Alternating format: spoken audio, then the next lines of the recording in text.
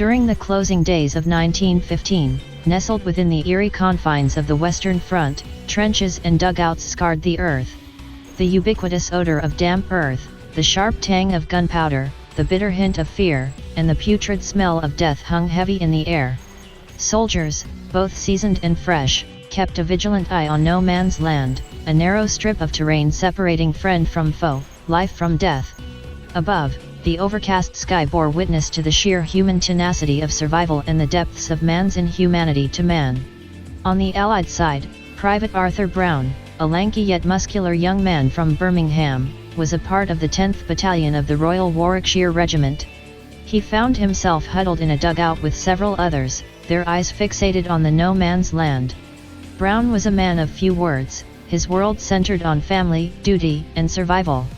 Amidst the din of war, Brown carried within him the love for his young wife and newborn child back home, his constant beacon in the dreadful darkness of war. His comrade in arms, the stout and ruddy-faced Corporal Samuel Morris, often filled the silence with tales from his home in Bristol. Morris was the seasoned veteran among them, a man who had seen too much, yet still held on to hope. His stories of home were the only reprieve from their otherwise monotonous and perilous existence. Several miles behind the lines, in a makeshift laboratory that was once a schoolhouse, a brilliant yet overlooked scientist, Dr. Isidore Leblanc, toiled away on a breakthrough that could possibly end the war. The Frenchman, with his trademark round glasses and disheveled hair, was trying to harness the rabies virus into a debilitating yet non-lethal weapon, using bacteria and dead animal cells. Leblanc's intention was honorable, albeit grim. He was not a man of war but understood the need to fight. By creating a weapon that incapacitated rather than killed, he hoped to shorten the war, save lives, and restore the peace he so yearned for. The French government, desperate for a quick end to the conflict, had given Leblanc all the support he needed, despite the moral ambiguity of his work. One day, as the bitter winter started setting in, Private Brown found a frail, shivering puppy in the trenches. The pup was probably a stray from a nearby village that had been abandoned due to the war. Arthur, having a soft spot for animals, decided to keep the pup, hoping to protect it from the chaos outside. He named it Lucky. Back in the laboratory, Dr. Leblanc, engrossed in his experiments, failed to notice the delicate balance he had disrupted. The bacteria he was using were not just carriers for the rabies virus, they were evolving, mutating under the influence of the virus. The once harmless strains were now becoming something more potent, something darker, which started to reanimate the dead animal cells they were housed in. Unbeknownst to Leblanc, he had set the stage for something that could alter the course of history. Weeks later, the scientists were ready to test the new weapon, designed to incapacitate enemy soldiers with a controlled and temporary form of rabies. The choice of testing was perhaps a twist of fate or a cruel irony. The trenches of the 10th Battalion of the Royal Warwickshire Regiment were chosen. The soldiers were instructed that they were part of an essential mission, something that could bring about an end to the brutal war. Trusting in their superiors, they agreed, oblivious to the potential ramifications. The inoculation was delivered through food and water. As the soldiers, including Brown and Morris, unknowingly ingested the bacteria rabies concoction, Leblanc observed from a safe distance. The goal was simple, to observe the effect of the virus on the soldiers, hoping to witness a temporary but severe form of illness that would render the subject incapacitated, akin to a high fever or an intense flu. Meanwhile, the trenches continued to bear witness to the everyday horrors of the war. Brown and Morris, along with their fellow soldiers, stood their ground bravely, enduring the biting cold, the unending gunfire, and now, the onset of a strange sickness. Yet, there was something comforting in the presence of Lucky, who seemed to lighten the mood with his playful antics. Even as the sickness spread, the soldiers found solace in their shared camaraderie and the innocent joy that Lucky brought. Little did they know, they were on the precipice of a catastrophe far beyond the horrors of war they were already facing. In the weeks that followed, an unusual pattern began to emerge among the soldiers. Initially, the symptoms seemed mundane: fever, dizziness, disorientation, similar to a severe flu. Dr. Leblanc was initially pleased, believing his creation was working as intended. The soldiers were becoming temporarily incapacitated, exactly as he had planned. However, as days turned into weeks, Brown, Morris, and their comrades were not recovering. Instead, their conditions began to deteriorate. Brown, once a muscular and robust figure, was now reduced to a frail skeleton, his uniform hanging loosely on his skeletal frame. Morris, the stout storyteller, had lost his cheerful spark, replaced by a vacant gaze. His tales of Bristol were replaced by an eerie silence that hung heavy in the air of the dugouts. Yet amidst the misery, life found a way.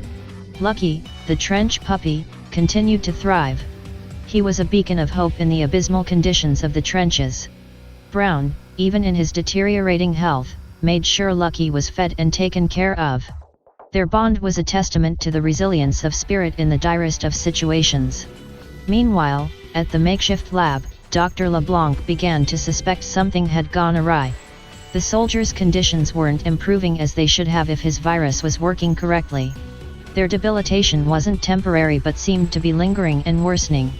Deeply troubled, LeBlanc decided to investigate the trenches himself. Upon his arrival, the sight of the trenches sent chills down LeBlanc's spine. The once vigilant soldiers were now shells of their former selves, their eyes sunken and their bodies emaciated. The trenches reeked of disease and despair, a stark contrast to the lively tales he had heard about the spirit of the soldiers. The trenches, the soldiers, even Lucky, bore no resemblance to the stories of camaraderie he had envisioned. A sense of dread filled LeBlanc as he realized the gravity of his actions. As the weeks turned into a couple of months, the situation worsened. Brown, Morris, and the others were caught in a state of delirium, their cognitive faculties deteriorating rapidly. They barely recognized each other, their families fading away into a distant memory. They existed, but they were no longer the men they used to be. Adding to the eerie atmosphere, soldiers began to report strange occurrences in the dead of night. There were whispers of shadows moving about in no man's land, figures that seemed to roam aimlessly, their forms distorted and movements erratic. The tales were dismissed as a product of fevered minds and trench fatigue, yet an undercurrent of unease was palpable among the ranks. Despite the overwhelming odds, life continued in the trenches. Lucky, who was now a full-grown dog, had become a symbol of hope and resilience. Even as Brown's health declined, he managed to take care of Lucky, who in return, never left Brown's side. Their bond was the last thread of humanity that lingered in the shadow of an impending doom. The stage was set. The trenches of World War I, once filled with brave soldiers, were now turning into the breeding ground of an unimaginable horror. Unknown to them, the specter of a horrifying plague loomed in the darkness, ready to consume them and the world they knew. Back in the makeshift lab, Dr. LeBlanc pored over his research, trying to discern where he went wrong. The men were suffering, their vitality draining away with each passing day. Yet, in the cruelest of ironies, death did not seem to claim them. Their hearts still beat, albeit feebly, their lungs still drew breath, albeit shallow. It was as if they were stuck in a macabre dance between life and death. Meanwhile, the Allies' top brass, initially hopeful about the biological weapon, grew increasingly anxious as reports of the soldiers' worsening conditions reached them. There was talk of evacuating the affected trenches and quarantining the soldiers. But time and resources were not on their side. With the Central Powers pushing hard on several fronts, they could not afford to divert their focus. Within the cold, damp trenches, a cloud of despair hung over the soldiers, a shroud that even the ever-loyal Lucky couldn't dispel. His antics, once a source of relief and joy, now seemed to fall on blind eyes and deaf ears. The dog seemed to sense the change too. He grew anxious, often whining and pacing the length of the dugout. Brown, despite his deteriorating health, remained tethered to consciousness through his bond with Lucky. His fevered dreams were haunted by his wife's face and the cries of his newborn child. Yet every time he woke, it was Lucky's worried eyes that greeted him. In Bristol, Morris's family awaited his return, completely unaware of the battle their beloved soldier was fighting against his own body. His youngest daughter kept a daily tally on the calendar, marking each passing day with a sense of anticipation and dread, often wondering why her father's letters had stopped coming.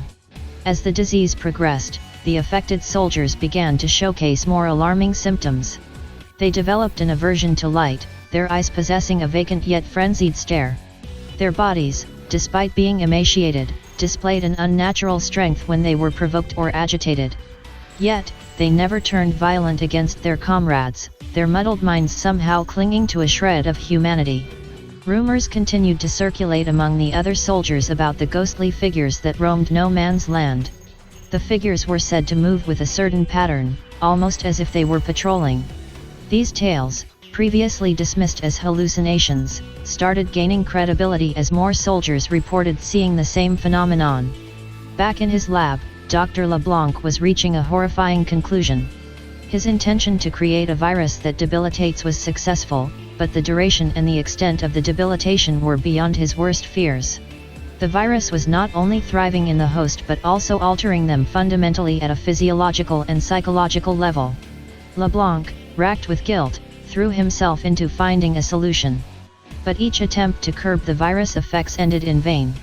It was as if the virus was evolving, learning, and countering every method he used against it. The horrifying reality began to dawn on him: the virus was not something that could be controlled or cured. It was a force that he had unwittingly unleashed upon the world. The dance with death had just begun, and the toll was about to rise. The winter of 1916 was particularly harsh, the icy winds and frequent snowstorms adding to the gloom in the trenches. Communication between the afflicted soldiers and the outside world was cut off entirely, turning the trenches into an isolated world of their own. With the worsening weather, even supply runs became scarce, leaving the soldiers to fend for themselves. Yet, the men barely complained or protested. It was as if they had resigned themselves to their fate. Life within the trenches had taken a turn for the surreal. The daily routine of a soldier's life was replaced with an almost monastic regimentation. The soldiers rarely spoke, their vocal cords strained by the persistent cough that racked their bodies. Their meals, once shared amidst tales and laughter, were now taken in silence. Yet, amid the inexplicable change, the soldiers did not turn on each other. The disease seemed to have created a silent bond among them, their shared suffering a macabre form of camaraderie. Lucky, the trench dog, stuck by Brown's side, his loyalty unwavering despite the change in his master. Brown, who was now a specter of his former self, found solace in Lucky's presence. Despite his growing weakness, he would often pet Lucky, the act offering him a semblance of normalcy amidst the increasing chaos. Morris, on the other hand, was barely recognizable. His once robust form was now replaced with a frail figure, his vacant eyes reflecting the hollow shell that he had become.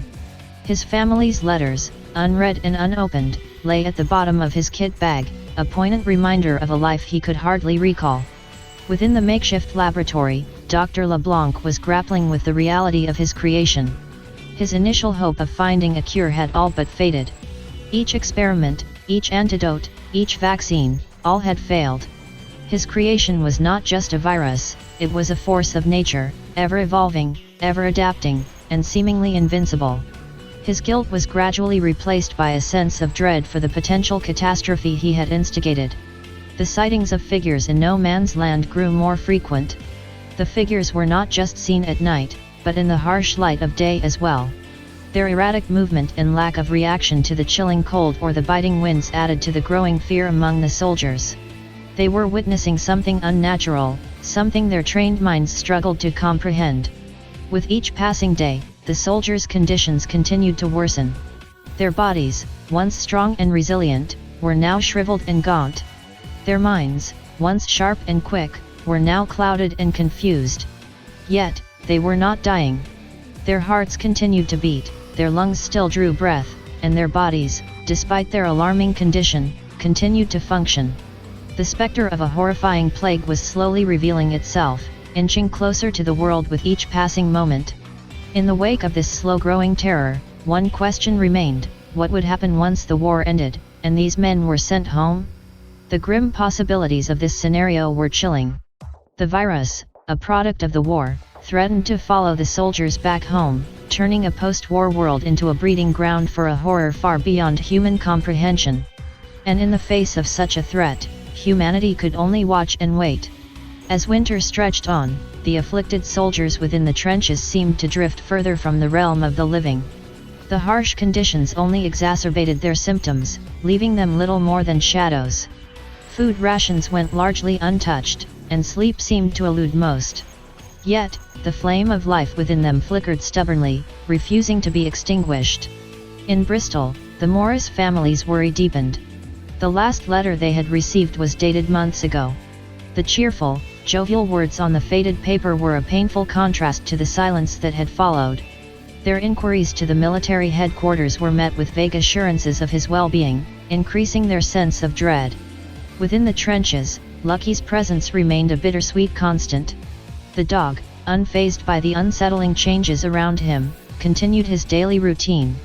He would make his rounds of the dugouts, his wagging tail a stark contrast to the gloom. Despite the worsening condition of Brown, Lucky stayed close, as if understanding that his master needed him more than ever. In the field lab, Dr. Leblanc's desperation grew.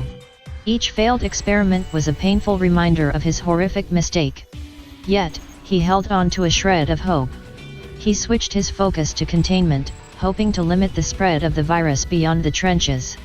He formulated plans to isolate the afflicted soldiers, believing that if he could prevent them from reaching the civilian population, the looming catastrophe might be averted.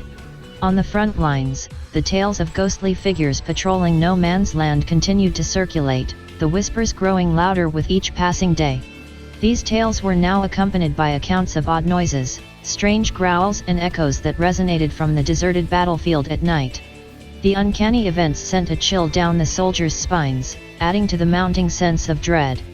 Meanwhile, the top brass was grappling with the mounting crisis. With the war showing no signs of abating, the reports of the soldiers' worsening condition were an added strain. To add to the dilemma, they were unable to explain the situation to the Central Powers. A ceasefire was unthinkable, yet continuing to fight while a mysterious ailment ravaged their ranks was proving to be a Herculean task. As the men in the trenches descended further into the depths of the plague, their humanity held on, albeit by a fragile thread. Despite the mind-numbing confusion and debilitating physical symptoms, they refrained from attacking each other. They lived in their shared misery, the trenches turning into a macabre sanctuary. The world outside, blissfully unaware of the ticking time bomb, carried on. Families awaited their soldiers, dreaming of joyous reunions. Governments strategized their next moves, their focus solely on the war. Little did they know that a monstrous plague was slowly inching towards them, ready to shatter their world into 1,000 irreparable pieces. As the days turned into weeks and weeks into months, the dance of death continued, its horrifying symphony reaching a crescendo that was yet to be heard. The change of seasons brought little respite for the soldiers in the trenches. As winter slowly gave way to spring, the relentless cold was replaced by incessant rain. The trenches, already in a dismal state, became an even more inhospitable environment. Yet, the men trapped within their muddy confines continued to exist, their spirits tethered to their bodies by a threadbare connection. The sight of the first crocuses pushing through the frozen ground should have been a source of hope, a reminder of life's resilience. However, for the men in the trenches, it only served to underline their tragic circumstances. While nature flourished around them, they were locked in a morbid stasis, neither fully alive nor completely dead. One evening, the eerie quiet that had fallen over no man's land was broken by the ominous rumble of artillery fire. A battle was imminent. Despite their deteriorating condition, the soldiers instinctively prepared themselves, the drill ingrained in them from years of service. Yet, their movements were sluggish, their response time delayed, a stark reminder of their grave situation. As the battle commenced, the world seemed to blur into a chaotic frenzy. Shells exploded around them, the deafening noise resonating through the field. Amid the chaos, a small group of afflicted soldiers found themselves separated from the rest, driven by the disorientation of battle and their own confusion. They stumbled through the smoke-filled battlefield, their senses overwhelmed. They were drawn away from the trenches, towards the murky expanse of no man's land. Their feeble condition and the disorienting effects of the battle made them easy targets. One by one, they disappeared from sight, swallowed by the fog of war. Back in the trenches, Brown, too weak to participate in the battle, watched helplessly as his comrades vanished into the battlefield. Lucky huddled close to him, whining nervously. The sight of the dog, usually so lively, reduced to a state of anxiety, was a grim reminder of the severity of the situation. Simultaneously, at the makeshift lab, Dr. LeBlanc received word about the battle and the disappearance of several soldiers. A sinking feeling overwhelmed him. His attempts at containment seemed to be failing. The possibility of the afflicted soldiers making contact with the outside world was becoming real, and the catastrophic consequences of such an event were beyond horrifying. Back on the battlefield, the separated group of soldiers, disoriented and weakened, were now well beyond the view of their comrades. Yet, they were not alone. They had walked right into the path of the ghostly figures that had been spotted in no man's land. These figures, now closer than ever, resembled their afflicted comrades, but there was something alarmingly different about them. Their movements were more fluid, their eyes held a certain focus, and their bodies, though emaciated, radiated an eerie vitality. These were not ghostly apparitions but men, just like them, afflicted by the same plague. However, their condition was more advanced, their transformation more complete. This encounter marked the first wave of the undead, a horrifying development that remained hidden from the world, tucked away in the smoky chaos of the battlefield. The war had just birthed a new kind of soldier, a terrifying entity that threatened to bring a far greater catastrophe than the war itself. As the battle raged on, the separated group of soldiers found themselves lost within the labyrinthine confines of no man's land. Their physical strength was waning rapidly, but a deep-seated instinct for survival pushed them forward. The ghostly figures they had encountered earlier seemed to have disappeared, leaving them once again isolated in the desolate expanse. These men, once warriors with a clear purpose, were now but drifters, shadows stumbling through the fog of war and disease. Their identities as individuals were fading, their shared affliction merging their existences into a single tragic narrative. However, their bodies continued to move, directed by the virus that was gradually claiming every inch of their being. Back in the trenches, Brown and his remaining comrades were confronted with the aftermath of the battle.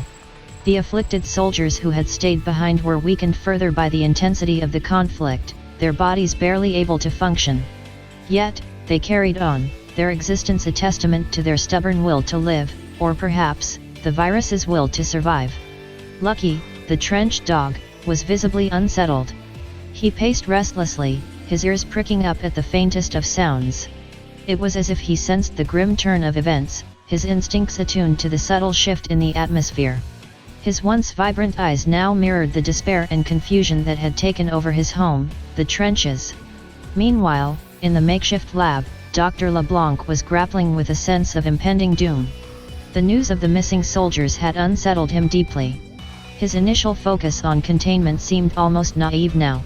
He was not fighting a disease, he was facing an entity that was evolving, adapting, and growing stronger. In the battlefield, the missing soldiers finally succumbed to the inevitable. One by one, they collapsed, their bodies no longer able to withstand the effects of the virus. Yet, even in their fall, there was a disturbing sense of calm. They didn't writhe in pain or gasp for breath, instead, they lay still, their bodies slowly shutting down, but not completely. After what seemed like hours, the fallen soldiers began to stir. Their movements were slow and uncoordinated, their senses evidently impaired. However, there was a sense of purpose in their actions, a focus that was absent before.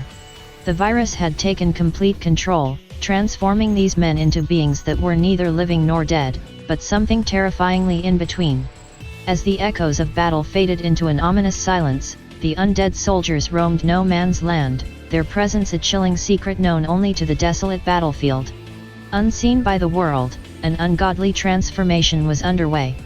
The war was no longer the only threat to humanity. The trenches had become ground zero for a horror far greater, a horror birthed from science and fueled by the brutality of war. The dance of death was entering a chilling new phase, the true magnitude of its terror yet to be revealed. In the wake of the brutal battle, a strange calm descended upon the trenches. The daily routine resumed, the soldiers going about their chores with a mechanical efficiency. There was no talk of the missing soldiers, no speculation about their fate. The uncertainty of war had taught them to accept loss without questions, their hearts hardened by the constant exposure to death.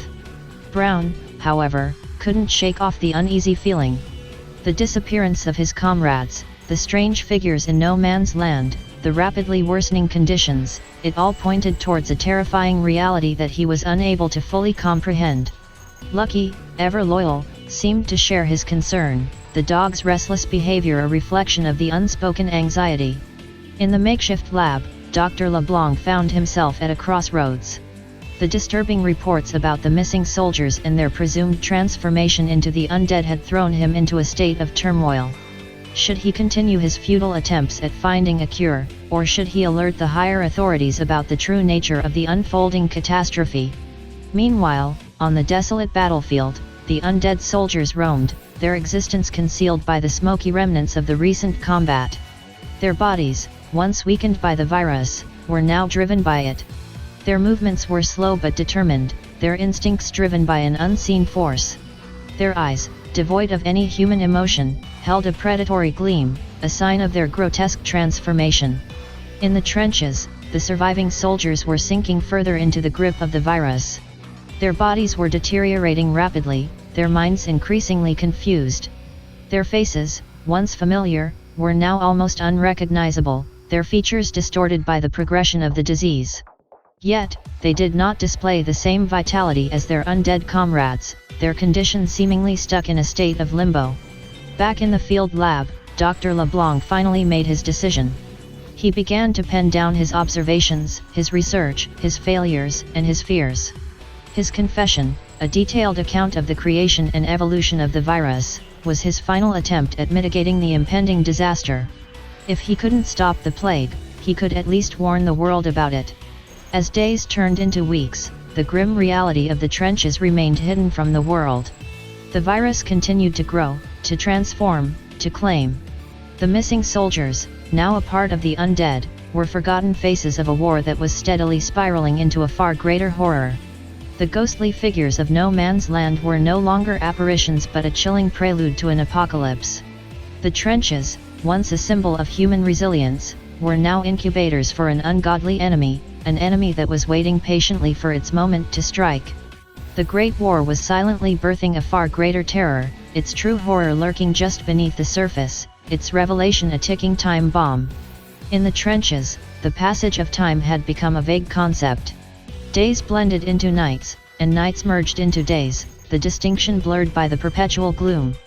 The men trapped within their muddy confines were caught in a constant state of limbo, their existence defined by a monotonous routine and a silent battle against the relentless virus. One morning, as the weak rays of the sun attempted to pierce through the heavy clouds, a sudden commotion broke the dreary silence. The soldiers on lookout reported frantic movements from the enemy lines. The Central Powers, usually disciplined and organized, seemed to be in a state of chaos.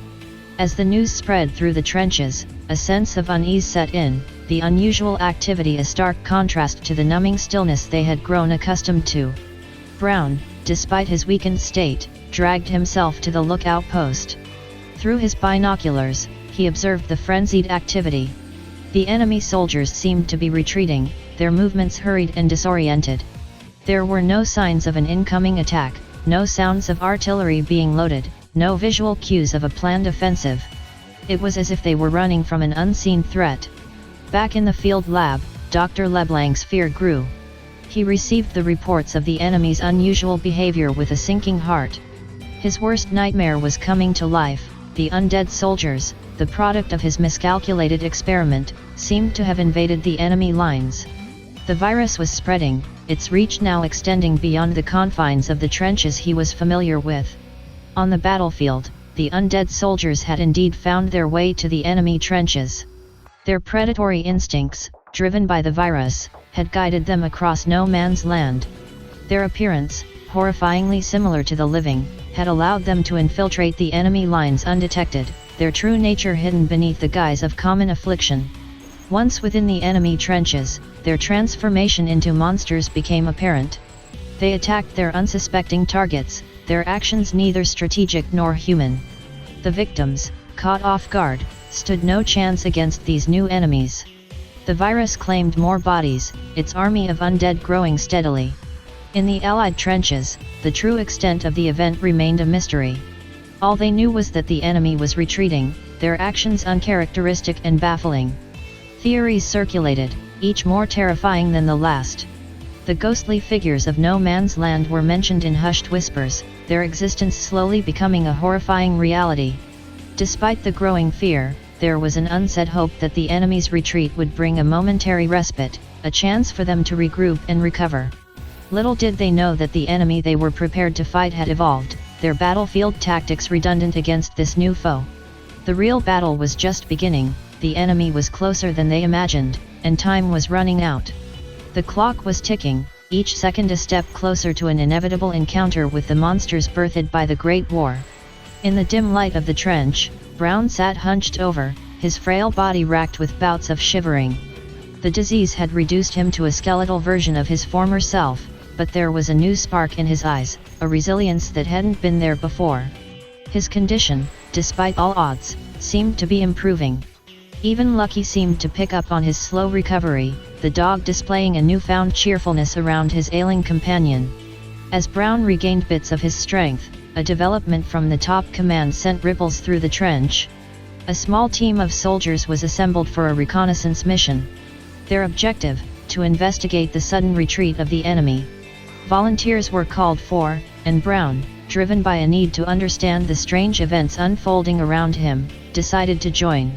Under the cover of darkness, Brown and his team embarked on their risky mission. They crawled through the rough terrain of no man's land, their progress slow and cautious. The chilling stories of ghostly figures, combined with the eerie silence that now pervaded the battlefield, added a palpable tension to their journey. Upon reaching the enemy trenches, they were met with a sight of pure horror.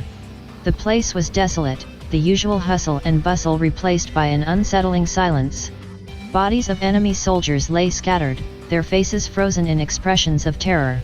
Yet, there were no visible wounds, no signs of a battle. It was as if they had been scared to death. The reconnaissance team moved further into the trenches, their senses alert for any sign of danger. The silence, however, remained unbroken, the trenches seemingly abandoned. They found personal belongings strewn around, half-eaten meals, letters mid-written, signs of a hurried departure. Despite the clear signs of panic and sudden retreat, the team couldn't find an explanation for the enemy's bizarre behavior. There were no indications of an internal conflict, no signs of a deadly gas attack, no clues that could explain the mass retreat or the terrified expressions on the dead soldiers' faces. The mystery only deepened, the tension grew, and the chilling tales of ghostly figures in no man's land began to feel uncomfortably real. Back at their trenches, Brown's report of the reconnaissance mission was met with uneasy silence. The puzzle pieces were not fitting together, the picture they were forming was too horrifying to contemplate. Fear settled over the trenches like a fog, obscuring their hopes and intensifying their nightmares.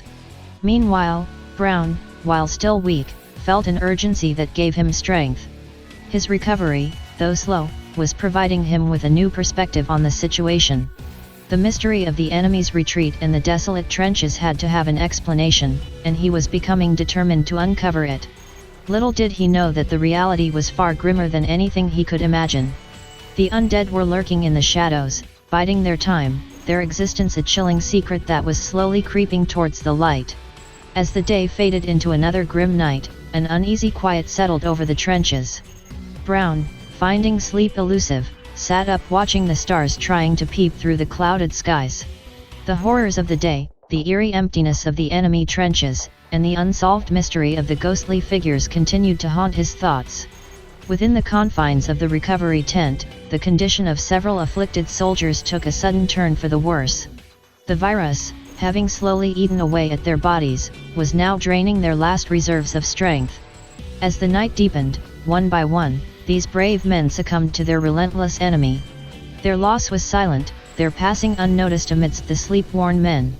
In the dim light of the makeshift lanterns, the figures of the fallen soldiers lay still, their faces marked by the harsh brutality of their final struggle. The Grim Reaper had visited the recovery tent, leaving behind an aura of unspeakable sadness. Yet, as the night wore on, a macabre transformation began to unfold. The men who had been lifeless mere moments ago started to twitch and jerk. Their movements were slow, sluggish as if their bodies were learning to function again.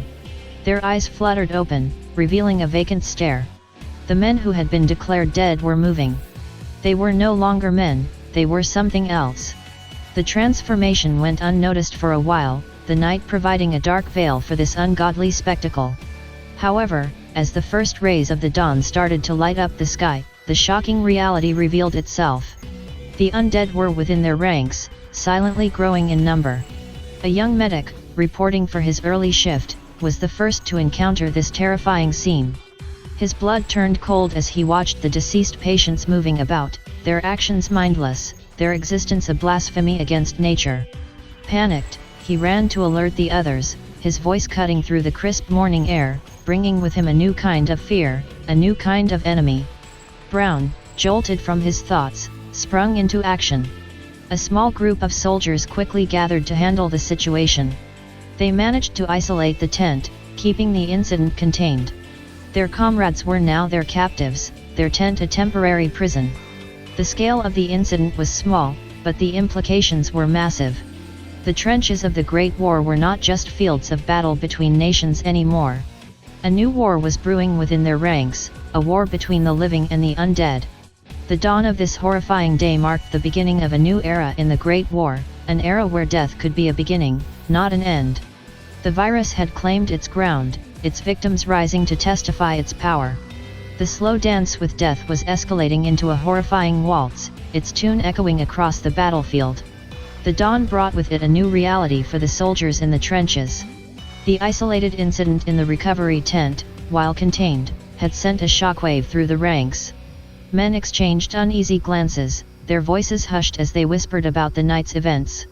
The undead in the recovery tent were a chilling reminder of the nightmarish tales from no man's land, a confirmation of their worst fears.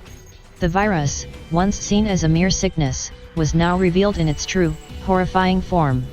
The transformation of their comrades into the undead was an omen of a disaster much bigger than the war they were fighting. Dr. LeBlanc, informed of the situation, rushed to the isolated tent. His heart pounded in his chest as he observed the undead through a small slit in the tent. Their vacant stares, their sluggish movements were all a reflection of his worst fears come to life. His creation had turned into a monster that was now out of his control. Back at the trenches, Brown found himself grappling with the grim reality. The enemy wasn't just across no man's land, but within their own ranks. The war wasn't only against the Central Powers, but against an unseen force that was slowly consuming them. The lines between friend and foe were blurring, and survival was becoming a daunting task. As the news of the undead spread, the higher command called for an urgent meeting. Leaders huddled together, their faces pale and their voices worried. Their discussions were intense, their decisions critical. Every choice they made now had the potential to impact not only the outcome of the war, but the survival of their men. Outside the confines of the command tent, soldiers huddled together for warmth and comfort. The morning was unusually chilly, the sun hidden behind a layer of gloomy clouds. The world, as they knew it, was changing. The fight for survival was becoming more complex, more daunting. The trenches, their home for months, had turned into a breeding ground for death and despair. Brown, leaning against the cold mud walls of the trench, looked out towards no man's land. The desolate expanse seemed more terrifying now, its mystery deepening with every passing moment. The undead, once presumed to be just ghostly figures, were now reality. The war had taken a turn for the worse, the horror of the trenches magnifying with every heartbeat. The Great War, already a catastrophic event in human history, was evolving into a battle of survival against an enemy they barely understood. As the day wore on, the tension in the trenches was palpable. Brown, his eyes firmly fixed on the enemy lines, felt a cold dread seeping into his bones. His instincts, honed by the harshness of war, were screaming at him that something was amiss. Across the barren expanse of no man's land, a similar eerie transformation was unfolding. The deserted enemy trenches, silent since the mass retreat, were coming back to life. The bodies of the fallen soldiers, left behind in the hasty evacuation, were stirring. Under the gloomy sky, a grotesque scene began to play out. Soldiers once dead, now driven by the relentless virus, rose. Their movements were erratic, devoid of the discipline that once defined them. Their faces held no expression, their eyes reflecting an emptiness that was far from human. As night began to fall, the trenches that were once held by the Central Powers were now occupied by an army of undead. Their existence, a blasphemy against nature, marked the beginning of a terrifying era on the battlefield. Then, in the cold dark night, the unthinkable happened. The undead launched an offensive. Driven by an instinct that was more animalistic than strategic, they advanced towards the Allied lines. Their movements were clumsy, devoid of the precise choreography that usually accompanied an attack. Yet, their sheer numbers and relentless approach made them a formidable force. Alarms rang out across the Allied trenches. Brown, who had been anticipating a move but not of this magnitude, was thrown into action. Shouts filled the air, orders were issued, and the men prepared for an enemy like none they had ever faced. The deafening blasts of the artillery lit up the night sky. Gunfire echoed across the battlefield, a desperate attempt to halt the advancing undead. Yet, their onslaught was relentless, their numbers seeming to multiply with each passing moment. Under the haunting glow of the flares, the horror of the situation unfolded. The Great War had taken a terrifying turn. The battle was no longer just against nations and ideologies, but against an unnatural enemy born from their own ranks. The undead, once soldiers of the Central Powers, were now an enemy of all. Their rise marked the escalation of the war, the battlefield no longer confined to the living. The horror of the Great War had taken a grotesque form, the fight for survival becoming a nightmare that showed no signs of ending. With each passing moment, the gravity of their situation sunk in deeper. The battlefield had evolved, the enemy had transformed, and the stakes were higher than ever before. They were now fighting a war on two fronts, against the living and the dead. Their survival hinged on their ability to adapt to this new reality, to fight an enemy that was unlike anything they had ever encountered. In the midst of the chaotic onslaught, the Allied forces held their lines with tenacity and valor. With each wave of the undead, their resolve was tested, their strength strained. The trenches were no longer just a front line but their last stand against this unnatural enemy. The command sent out frantic messages requesting backup, their words echoing the urgency and despair of their situation. Meanwhile, Brown and his comrades fought tirelessly, their eyes haunted but determined. The battle was relentless, each day a replay of horrors they could never have imagined.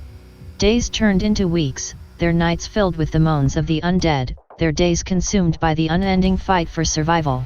The strain was visible on every face, the exhaustion evident in every move. And yet, they held on, their spirits kept alive by the hope of reinforcements. Their prayers were finally answered as the sounds of rumbling engines echoed across the battlefield.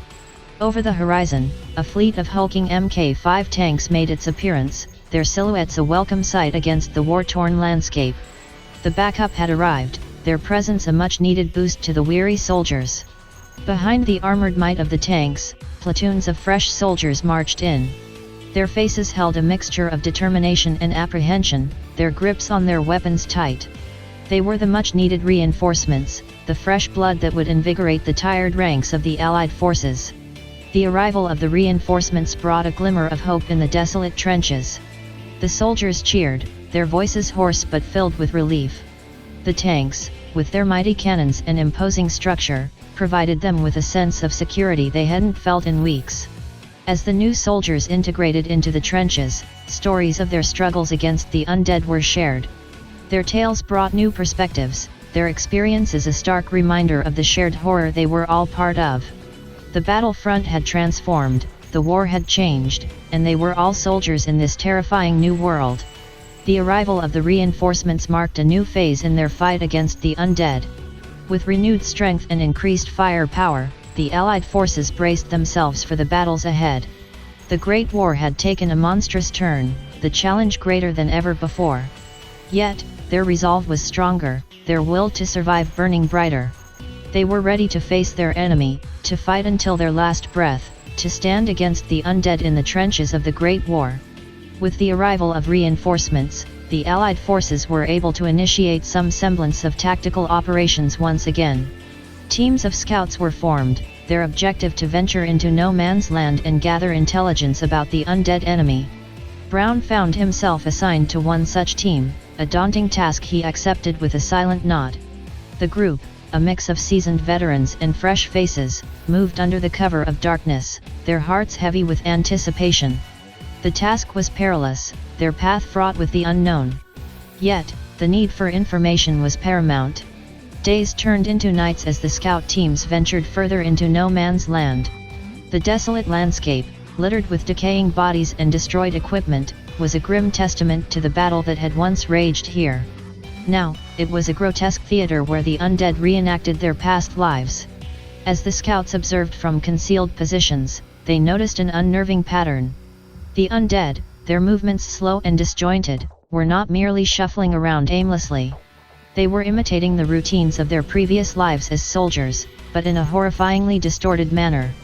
They watched as clusters of undead would group together in formations eerily reminiscent of a tactical squad, their blank stares devoid of understanding yet their actions reflecting a residual memory. The lines of demarcation between the Central Powers and allies seemed to have been erased, their common undead existence obliterating any past alliances or enmities. The undead moved around the trenches they once occupied, their actions a grotesque parody of their previous lives. They would stand guard, patrol the perimeters, and even imitate the actions of firing weaponry. Brown and his team watched, their hearts heavy, as these creatures that were once men seemed to hold on to the last vestiges of their past lives. The virus had not just transformed them into undead beings, but it had also wiped out their identities, their allegiances, turning them into a singular, horrifying entity. After several days of meticulous observation and cautious maneuvering, the scout teams began their journey back. They carried with them not just information, but also a new understanding of the horror that had befallen their world. Their enemy was not just undead, they were remnants of their past comrades and foes, trapped in a cycle of mimicking a life they no longer truly lived. Upon their return, their findings were shared with the command. The information, while terrifying, provided crucial insights into the nature of their undead enemy. It was clear now that the virus did more than just raise the dead. It wiped out distinctions, erased past identities, and created a new breed of soldier, one who knew no side, held no loyalties, and was driven by a twisted remnant of its past life. The slow and steady realization of this grim reality cast a somber mood over the Allied trenches. The undead were not just a faceless enemy, they were a grotesque echo of their past, an embodiment of a war that had escalated beyond human comprehension. Their struggle was no longer just against the Central Powers, it was a fight for survival against a foe that was oblivious to the rules of war and humanity. The Great War had descended into a chilling battle against a monstrous mockery of their past lives. The scout teams continued their covert observations, their hearts pounding as they witnessed an evolution they had never thought possible. From their concealed positions, they watched as the undead moved back into the trenches of the Central Powers, their actions echoing a horrifying familiarity. The undead were not just imitating their past lives, they were relearning, redapting to the very tools they had once wielded in life. They watched in stunned silence as an undead soldier clumsily climbed into the driver's seat of a tank, its movements slow and erratic, yet displaying a sense of purpose. The scouts observed as the undead began interacting with the weaponry and equipment strewn across the trenches. Guns, previously discarded and ignored, were now picked up, their usage mimicked in a grotesque parody of a soldier's training. Their aim was off, their handling poor, yet the very fact they were attempting to use these weapons was a chilling revelation. Artillery pieces, once the pride of the Central Powers, were now being manned by the undead. They watched as an undead soldier clumsily loaded a shell, the process slow and filled with errors.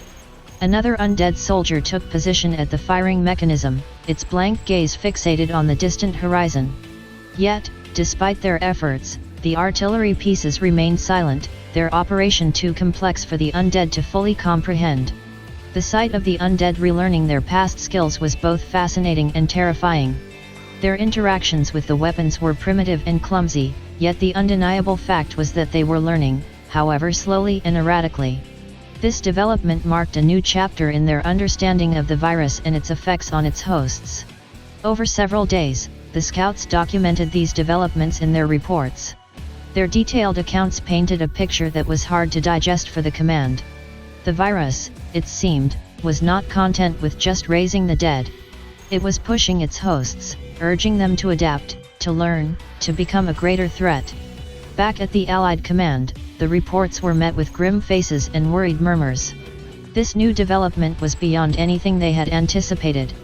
The undead were not just aimlessly wandering beings, they were slowly but surely relearning to use tools of war. Their tactics were sloppy, their understanding poor, yet the implications were clear: the virus was evolving its hosts, and the threat they posed was increasing. The Great War had become a testing ground for this horrifying evolution. The battlefield, once the arena of human conflict, was now a grotesque laboratory where the undead were relearning to wage war. The slow and steady realization of this fact sent a chill down the spines of every soldier in the trenches. The fight was no longer just against an enemy that could not die, it was against an enemy that was slowly learning to wage war all over again. As the days turned into weeks, the suspense hung heavy in the air. The trenches of the Allies buzzed with a sense of foreboding. The reconnaissance teams had reported that the undead soldiers in the enemy trenches were increasingly active. Their bizarre relearning process was showing signs of progress, their interactions with weapons becoming more accurate, their handling of equipment less clumsy. One early morning, as the sun barely peeked over the horizon, the silence was shattered by the ungodly roar of a tank's engine. Brown, alongside his comrades, jerked awake, the sound causing their hearts to leap in their chests. The raw, metallic sound was an ominous echo from the Central Powers trenches, the signature of a hulking monster reanimated. From the Allied trenches, the sight that unfolded was straight out of a nightmare. The undead, their numbers far greater than any human force, were gearing up for an assault. They were mounting tanks, their clumsy hands pulling at levers and buttons, their grotesque faces void of expression yet filled with an ungodly determination. The first shell that whistled past was far off target, landing far behind the Allied trenches, yet its impact echoed the gravity of the situation. The undead were not just imitating their past lives, they were using their past skills in a terrifyingly real battle. Their movements were still clumsy, their tactics haphazard, but the threat they posed was palpable. As the shell's echo faded, a cry rose among the Allies. The command to ready arms echoed through the trenches, a call to brace for the inevitable. Brown gripped his rifle tighter, his knuckles white, his gaze fixated on the undead swarm. The first wave of undead surged forward from the enemy trenches. The sight of the mindless horde was horrifying enough, but the sight of them brandishing their weapons, their tank engines rumbling ominously, sent a shiver down the spines of even the toughest soldiers. The battlefield erupted into chaos, the roar of guns filling the air, the ground shaking under the impact of shells. The Allies held their ground, their machine guns spewing death at the approaching undead. The tanks, their cannons booming, added to the cacophony of destruction. Brown found himself caught in the midst of this hellish warfare, his every sense focused on survival. The undead, their faces eerily calm, charged forward, their advance as relentless as their existence. The battle was on, the Great War taking a monstrous turn as the Allies faced not just the Central Powers but an undead force that was learning to wage war all over again. The onslaught was relentless. The undead, indifferent to the hail of bullets and the deathly roars of the artillery, continued their advance. Their singular purpose, their unwavering determination, made them a terrifying adversary. The Allied forces, though fighting with every bit of their courage, were beginning to feel the weight of the assault. Brown found himself amidst the chaos, the roar of gunfire and the screams of his comrades forming a symphony of war. He fired relentlessly, his bullets finding their mark, but the undead kept coming, their numbers seeming endless. To his left, a line of machine gunners sprayed bullets into the approaching horde, their faces etched with desperation. Yet, for every undead they felled, two more seemed to take its place, their pace unhindered, their charge relentless. Across no man's land, the tanks of the undead moved forward, their presence adding a terrifying dimension to the attack. Their handling of the tanks was primitive, their driving erratic, yet their progress was undeniable. Shells, fired sporadically, exploded across the Allied trenches, their impact shaking the very ground beneath their feet. The trenches of the Allies were turning into a battlefront of horror and desperation. Brown could see his comrades, their faces etched with determination and fear, their hands steady on their weapons, putting up a brave fight. Yet, the odds were mounting, the relentless advance of the undead proving too much. Slowly, steadily, the front line was being pushed back. The undead, their faces void of emotion, were making progress, their numbers a terrifying force that seemed invincible. The Allied forces, their courage unwavering, were holding on, their resistance a testament to their will. As the undead continued to advance, Brown and his comrades fought back, their hearts filled with desperation and defiance. Their line was being overrun, their defense slowly crumbling, yet they held on, their will to survive stronger than ever. The Great War had taken a monstrous turn. The Allies, once fighting the Central Powers, were now in a desperate struggle against a horrifying enemy, an enemy that did not tire, did not falter, an enemy that was slowly learning to wage war all over again. The battle raged on, the fate of the Allies hanging by a thread, their survival a testament to their spirit, their resistance a beacon of hope amidst the chaos. As the hours of the day bled into a horrifying dusk, the onslaught showed no signs of slowing. The undead had breached the first line of the Allies' defenses. The sight of them emerging from the smoke and dust of the battlefield was nothing short of nightmarish. Their blank expressions under the helmet, eyes void of life yet filled with purpose, sent a chilling shiver down the spine of every surviving soldier. The undead were now upon the trenches. They clambered over the parapets, their movements unnatural yet terrifyingly sure. Some had made it to the Allied trenches, their silent figures casting long shadows in the dying light. Their presence in the trenches was a silent declaration of the danger that was now at the Allies' doorstep. Brown, amidst the chaos, found himself facing one of the undead. The sight of its blank gaze, its face covered in the scars of battles long past, was haunting. His rifle in hand, he opened fire, the shots echoing in the narrow confines of the trench. The undead soldier stumbled but advanced, undeterred by the hail of bullets. Around him, his comrades were locked in a brutal melee with the invading undead. The trenches had turned into a battleground, a desperate last stand against an enemy that was unlike anything they had faced. The narrow confines made the fight even more dangerous, their movements restricted, their options limited. Despite the horror and desperation, the Allies fought on. Bayonets were plunged into the undead, bullets found their mark, yet their enemy continued their relentless assault.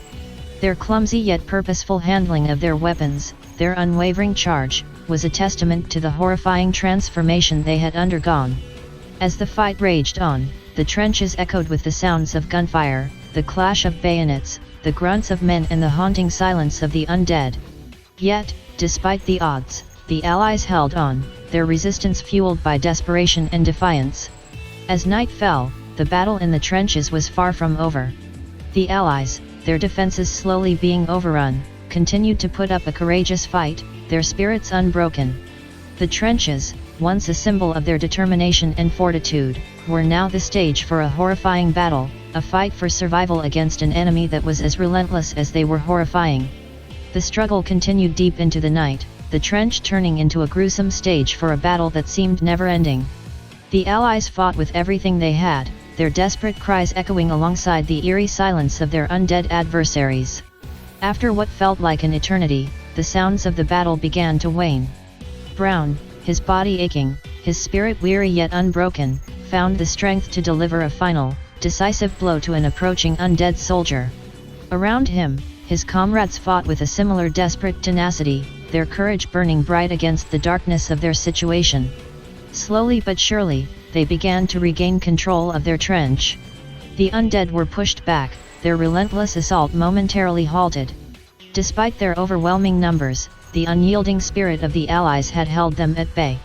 Just as the first rays of dawn began to peek over the horizon, painting the sky in hues of red and orange, a new sound echoed across the battlefield. The rumble of engines, the steady thud of boots, the familiar yet unexpected sound of a large force moving towards them. The Allies paused, their hearts pounding, their gazes locked on the horizon. Brown squinted, his weary eyes straining to make sense of the sight that was unfolding. Tanks, their outlines silhouetted against the rising sun, were advancing towards them, their flags flapping in the wind. Yet, to his surprise, these were not the banners of the Allies. Emerging from the mist of dawn was the unmistakable force of the Central Powers. Their presence on the battlefield was a shock, their sudden appearance turning the tide of the battle. The undead, their advance halted, seemed to falter at their arrival. The Central Powers had arrived unannounced, their intentions unclear.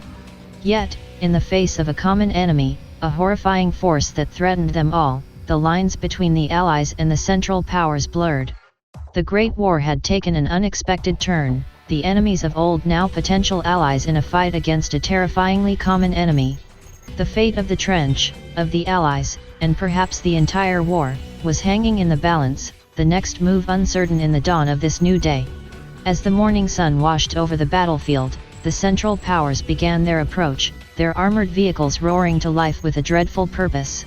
The infantrymen fell into formation, their faces set in determined grimaces, their rifles gripped with resolute hands. The familiar yet eerie sound of hundreds of boots hitting the earth resonated through the still air of dawn. It was a sight that Brown and his comrades had dreaded and fought against, but today it instilled in them a glimmer of hope. The Central Powers, traditionally their mortal enemies, were here not to fight the Allies, but to join forces against the monstrosity they were all facing. The common threat of the undead had blurred the lines of hostility and created an unspoken truce. With the roar of their engines echoing across the battlefield, the Central Powers initiated their assault. Tanks surged forward, their cannons aimed at the undead horde, firing shell after shell into their midst. The ground shook with the impact of each explosion, the deafening blasts breaking the eerie calm that had fallen over the battlefield. Infantrymen followed behind, their rifles spewing bullets into the approaching undead. Their attack was coordinated, their shots calculated, their faces void of fear. They fought with a ferocity that matched the relentless determination of the undead, their resolve unwavering. The undead, caught in the onslaught, faltered. Their advance, once relentless, slowed under the hail of bullets and the destructive force of the tank shells. Yet, they held no fear, no hesitation. They continued to surge forward, their empty eyes locked on the soldiers that stood against them. Amidst the chaos, Brown couldn't help but watch in stunned silence. The sight of the Central Powers, their forces engaged in battle against the undead, was surreal. It was a testament to the horror they were all facing, a horror that had united old enemies in a common cause. As the day wore on, the battlefield turned into a gruesome tableau of destruction. Yet, amidst the chaos, a strange alliance had formed. The Allies and the Central Powers, enemies turned reluctant allies, were now standing together against a common enemy, their fates intertwined in this terrifying chapter of the Great War. As the conflict on the battlefield continued, a group of Central Powers officers detached from the main force. They began to make their way towards the Allies' trench. Brown, watching from the parapet, saw their flags of truce, white cloths fluttering against the grey morning sky. Brown shouted for his command, officers approaching with a white flag. The Allied command was quick to respond. Major Thompson, a grizzled veteran with a voice like gravel, made his way up to the trench's edge. His face was lined with age and etched with the marks of a war fought far too long. The Central Powers officers, led by a stern-looking man with a well-trimmed beard, climbed over the lip of the trench. They looked around warily at the Allied soldiers before finally resting their gaze on Major Thompson. "Major," the leader said in heavily accented English, offering a salute that the Major returned. "I am Colonel Weber of the Central Powers. We request a meeting with your command." His words hung heavily in the air. Brown watched as Major Thompson's weathered face seemed to harden further. Yet, understanding the gravity of the situation, he simply nodded. "Very well, Colonel Weber. Follow me." The sight of the Central Powers officers, once the enemy, now walking through their trench was a surreal image. The men watched in silence, their eyes reflecting a strange mix of confusion, suspicion, and a glimmer of hope. The war had taken a strange turn indeed. The Allies and Central Powers, who had spent years locked in deadly conflict, were now brought together by an even deadlier enemy, a monstrous force that was both terrifying and relentless. The outcome of this unusual meeting was uncertain, but it was a step, albeit a strange one, towards some semblance of unity in the face of the undead threat. Major Thompson led Colonel Weber and his entourage into the command post, a makeshift bunker nestled deeper into the trench system. The table was strewn with maps and operational reports, the air filled with the smell of stale coffee and lingering tension. The officers took their seats, their faces revealing nothing of their thoughts. The Allied command watched as Weber unfolded a map of the battlefield, his finger tracing the lines of their defenses, the cluster of undead, and the Central Powers' positions. "We're dealing with an enemy unlike any we've encountered," Weber began, his voice calm, his words carefully chosen. "It is clear to us that this menace does not differentiate between the Central Powers and the Allies. We have lost just as many men to these creatures as you have." Thompson nodded, his eyes grim. "That much is evident. And you propose?"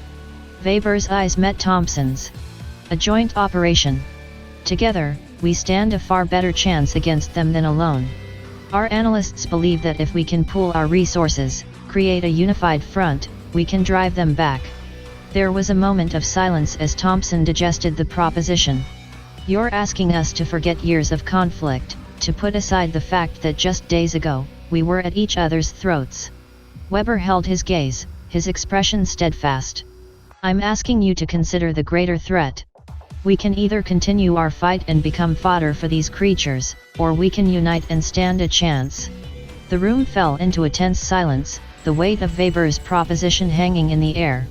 Thompson, his face a mask of contemplation, looked at the map spread out on the table. The stakes were higher than ever.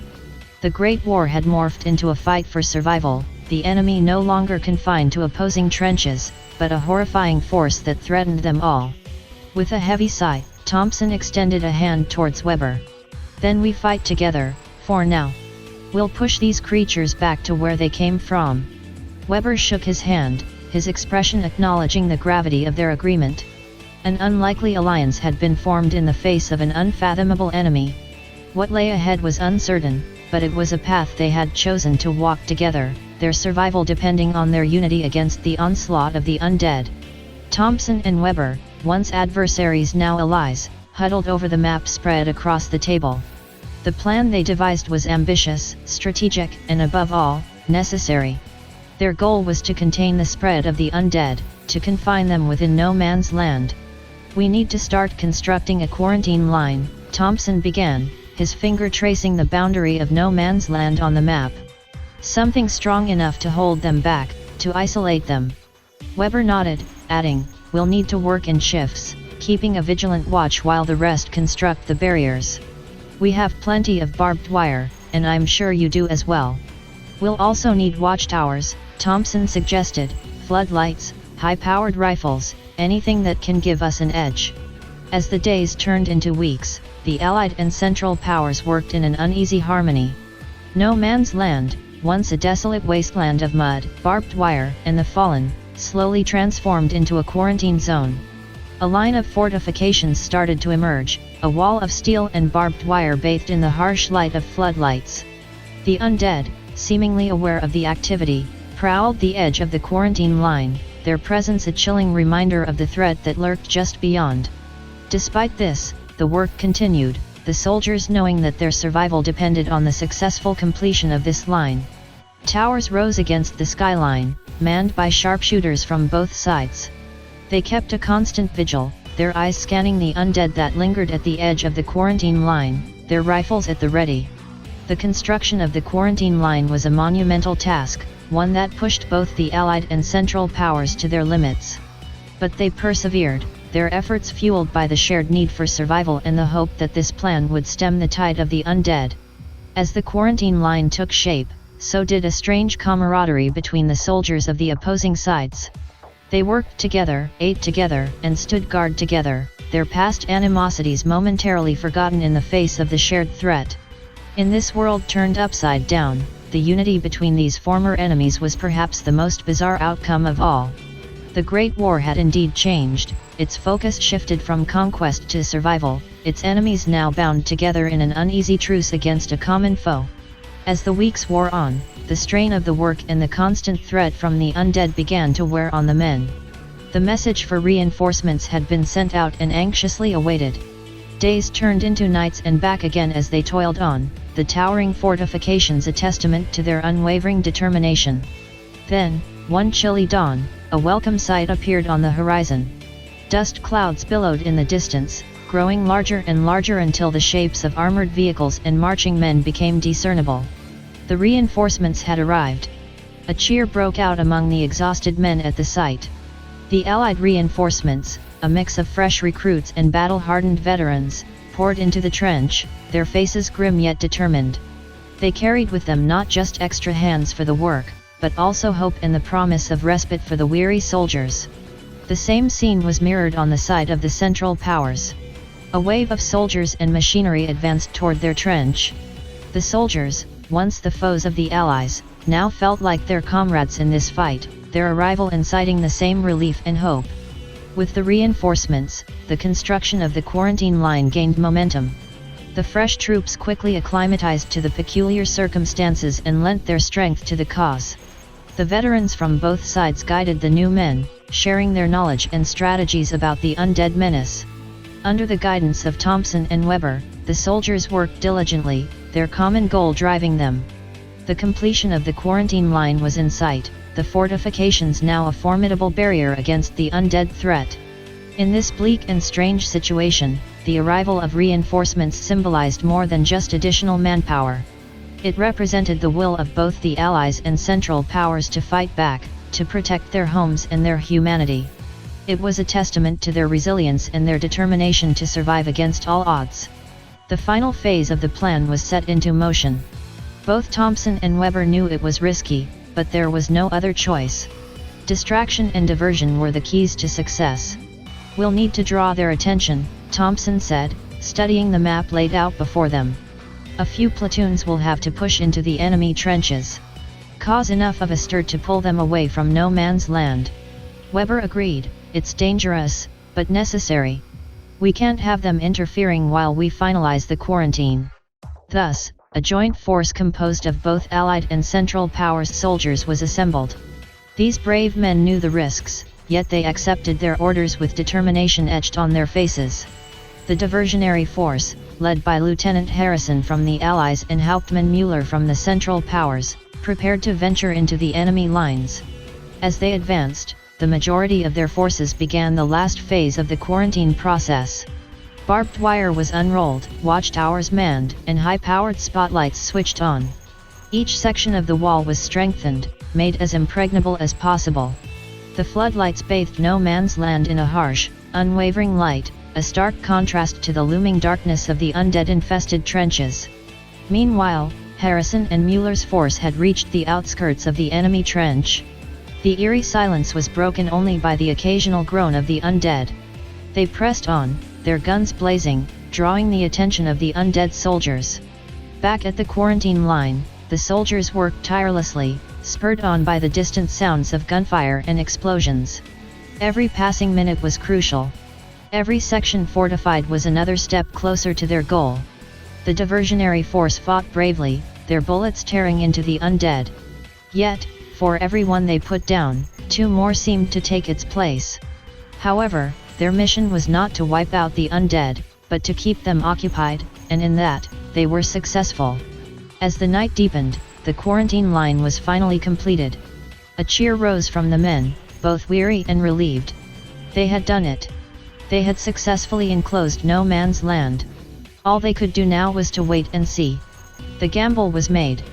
The sacrifices were significant.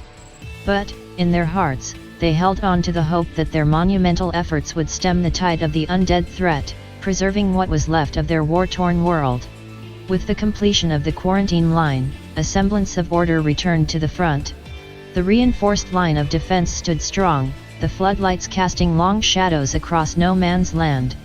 The eerie silence that blanketed the area was periodically disrupted by the distant moans of the undead, a chilling reminder of the enemy that lurked beyond the fortifications.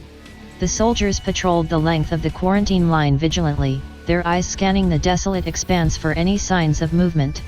Soldiers from both the Allies and Central Powers worked together, their previous animosities now replaced by a sense of camaraderie born out of shared adversity. Meanwhile, the diversionary force led by Harrison and Müller managed to retreat from the enemy trench, their mission successful. Their efforts had drawn the bulk of the undead away, allowing for the completion of the quarantine line. Their return was greeted with cheers and relief. Yet, their faces told stories of the horrors they'd seen, of the relentless waves of undead they'd held back. Days turned into weeks, and the front line settled into a tense rhythm. The undead, still trying to mimic their past lives, marched and drilled aimlessly within no man's land. Despite their mindless movements, it was clear that they posed a significant threat if they ever breached the quarantine line. Communications with command back home were established, and reports of the situation were relayed. News of the joint operation and the quarantine measures was met with astonishment and grim acceptance. The battlefront was no longer about the war between the Allies and Central Powers but a unified stand against an insidious enemy. In these bleak times, the soldiers found solace in small moments of respite, shared jokes, stories from home, the warm camaraderie that transcended national lines.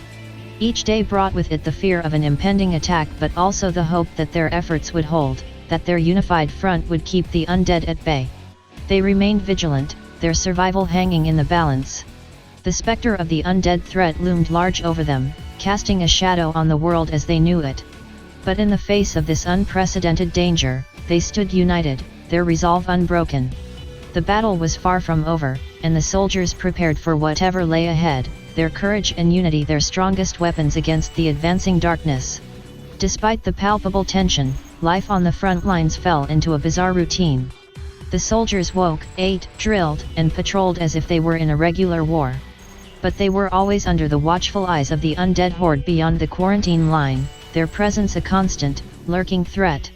Every now and then, a lone undead soldier would wander too close to the quarantine line, its grotesque features illuminated by the harsh glare of the floodlights. It would be quickly dispatched by a sharpshooter, the echoing shot a grim reminder of the monstrous enemy that awaited them just beyond the fortified walls. Reports from home arrived regularly, tales of disquiet and fear. Families clung to the hope that their sons, brothers, and husbands were safe. Thompson and Weber, despite their grim situation, did their best to reassure them, painting a picture of a unified front against the menace. The camaraderie that had sprouted among the soldiers of the Allied and Central Powers deepened with each passing day. They shared tales of their homelands, of families left behind, of dreams deferred by the war. They trained together, learned from one another, their old prejudices forgotten in the face of the shared horror. In the heart of this desolate war-torn landscape, they celebrated small victories. Another day survived, another undead soldier dispatched, another section of the line fortified. The courage and determination of these men were palpable, a beacon of hope amidst the gloom. But the specter of the undead was an ever-present threat, a constant reminder that their situation was precarious at best. The soldiers knew that their survival was no sure thing, but they also knew that they were the world's last line of defense against this unspeakable horror. So they stood firm, shouldering the weight of their duty with stoic resolve. They watched the undead, their former brothers in arms, with a mix of dread and sadness. The undead moved in grotesque parodies of their former selves, their humanity all but obliterated. Every day was a testament to the resilience of the human spirit, to the bonds forged in the crucible of shared adversity. But beneath the steadfast resolve, the soldiers could not shake off the feeling of an impending storm. The undead threat was far from over, and the battlefront remained on high alert, bracing for the unknown horrors that lay in wait. Weeks rolled into months on the front lines. The joint forces of the Allies and Central Powers remained resilient, the line holding strong against the relentless advance of the undead. Their unity in the face of such a chilling enemy spoke volumes about the power of the human spirit when it's pushed to the brink. Scouts were sent regularly to observe the movements of the undead in no man's land. These missions were fraught with danger, yet there were always volunteers. These brave men would venture close to the line, observing and reporting the undead's mimicry of military routine. Their reports revealed a grim fact: the undead, in their grotesque mockery of their previous lives, were becoming more organized. Back in the relative safety of the trenches, life continued amidst the grim reality of their situation. The soldiers trained daily, maintaining their physical and mental sharpness. The constant threat of the undead served to harden them, their determination strengthening with each passing day. Stories from home became lifelines to normalcy, cherished letters that reminded them of what they were fighting for. These mementos were shared amongst them, tales of lovers, family, and simpler times. They served as a beacon of hope and a stark reminder of the life they were fighting to return to. Despite the growing organization of the undead, the quarantine line remained successful. The soldiers' tireless efforts were paying off, holding back the chilling enemy. But with the undead's growing efficiency, they knew their tactics would need to evolve. Both Thompson and Weber understood that complacency would be their downfall. Plans were drawn, contingencies prepared. They would not be caught unprepared. The solidarity between the Allies and Central Powers was palpable. Together, they stood firm against the menace, their previous animosities nothing but distant memories. Their bonds strengthened in the face of adversity, the shared goal uniting them. Yet, the threat of the undead was ever looming. The sight of former comrades, now nothing more than grotesque shadows of their former selves, served as a chilling reminder of the horror they faced.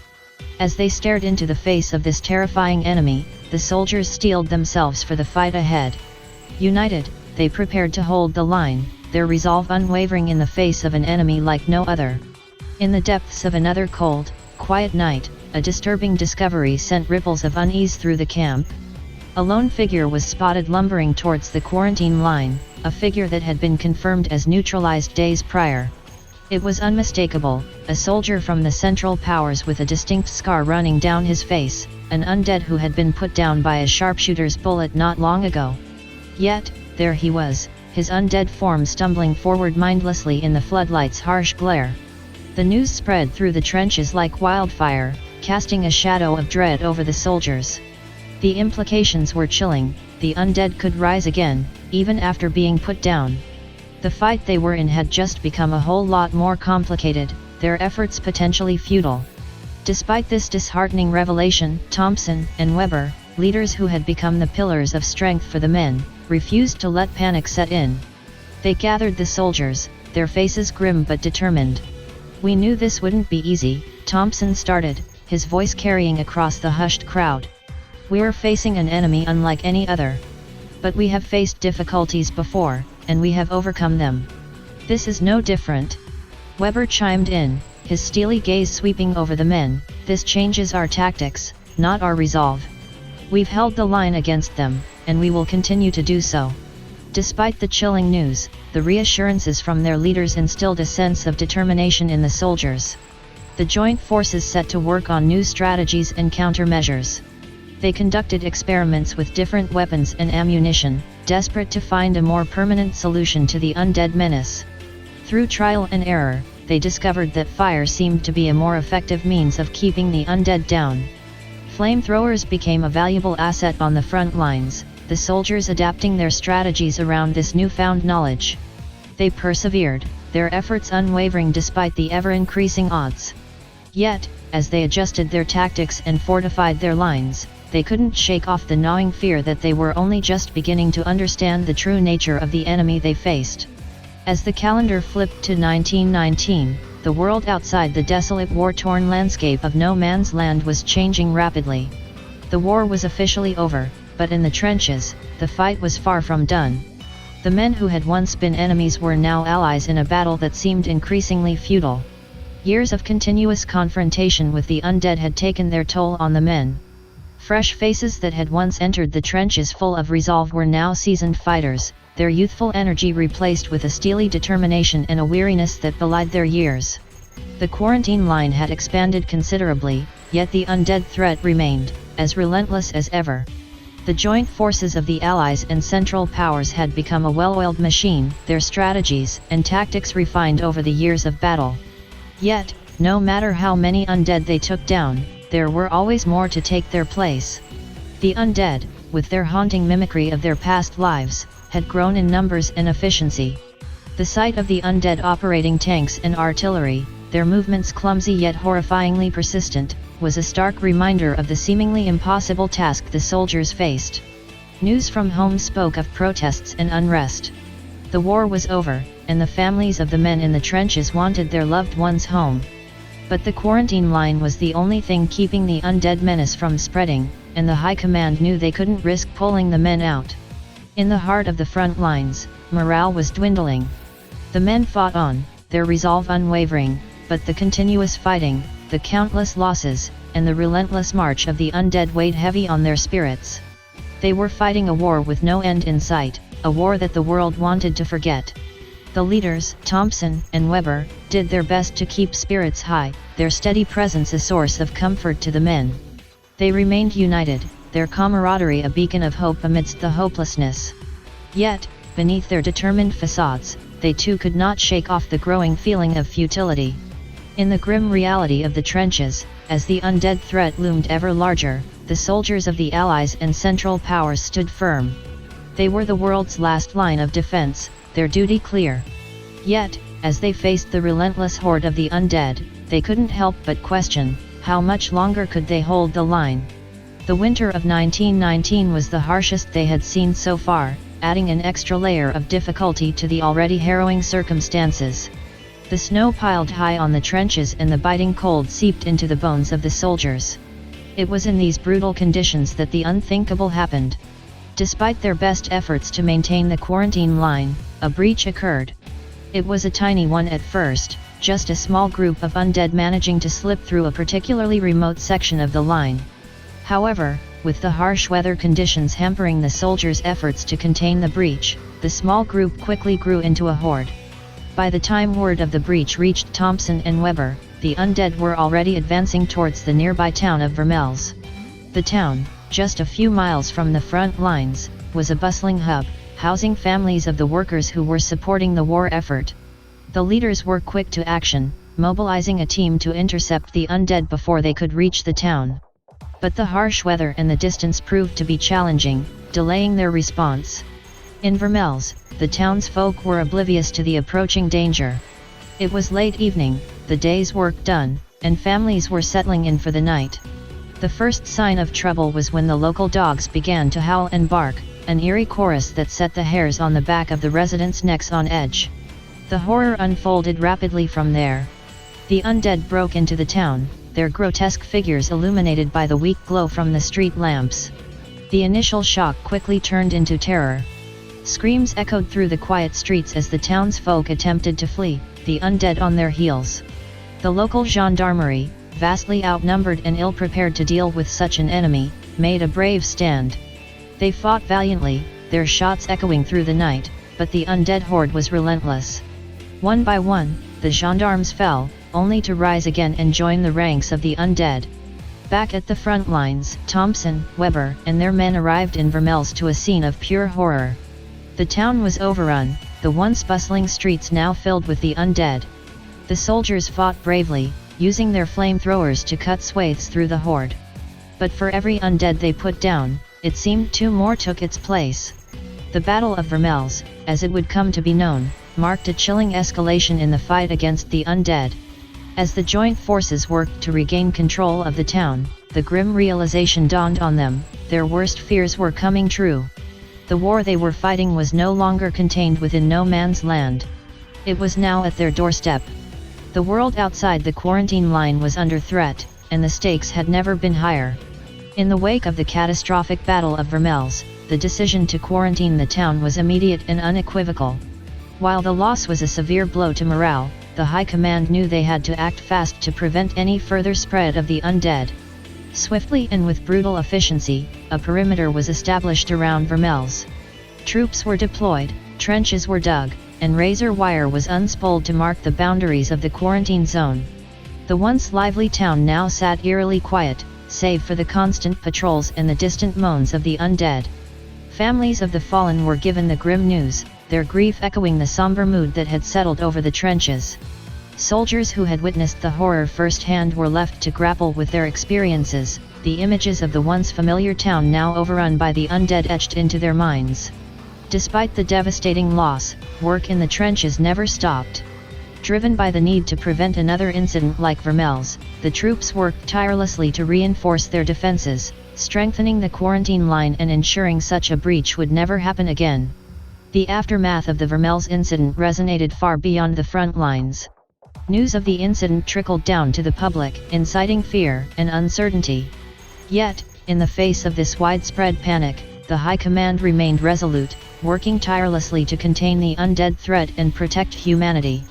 In the heart of the quarantine zone, the soldiers stood vigilant, their duty clear. They had seen the devastation caused by a breach, the terror that the undead brought with them. They knew what was at stake, and they would fight to their last breath to hold the line. The war was no longer about nations and alliances, it was about survival, and they were the last line of defense in this chilling new world. As the scale of the threat became increasingly evident, the governments of the world knew that drastic measures were required. Acknowledging the urgency of the situation, leaders from across the globe convened an emergency meeting in Paris. Representatives from every nation impacted by the Great War sat around a grand oak table, maps spread out before them, and grim expressions etched on their faces. Tensions ran high in the room, former enemies now sat side by side, bound by a common thread that recognized no borders or allegiances. The discussions were intense and marked by differing views. However, the stark reality of the situation soon brought all to a consensus: the undead had to be contained, no matter the cost. A plan was quickly devised to establish a massive quarantine zone stretching from Lens to Bethune in France, covering a distance of about 34 kilometers. The task at hand was daunting. Hundreds of thousands of civilians needed to be evacuated from the planned quarantine zone, and each country pledged to provide troops and resources for the operation. The meeting concluded with each representative pledging their full commitment to the task at hand. The following weeks were a whirlwind of activity. Troops were mobilized, resources were gathered, and preparations were made for the mass evacuation. Notices were sent out, and civilians were told to gather their belongings. The air was thick with tension, fear, and uncertainty as the day of the evacuation drew closer. On the designated day, an army of soldiers, transport vehicles, and aid workers swarmed the region from Lens to Bethune. The operation was executed with military precision, a testament to the incredible efforts of the International Task Force. The sight of the long columns of civilians, each carrying a small bundle of their life's possessions, heading towards safety was both heart-wrenching and awe-inspiring. In the wake of the evacuation, the leaders of each nation involved in the operation held a joint press conference. It was time for the truth to be revealed. As the world watched with bated breath, the leaders confirmed the existence of the undead and the steps taken to combat the threat. The news was met with shock and disbelief. Yet, amidst the fear and uncertainty, there was a glimmer of hope. The nations of the world were united in their fight against the undead threat, putting aside past animosities to face a common enemy. As the global community grappled with the new reality, work continued in the trenches. Soldiers worked tirelessly to fortify the new quarantine zone, their determination unyielding. The magnitude of their task was enormous, but so was their resolve.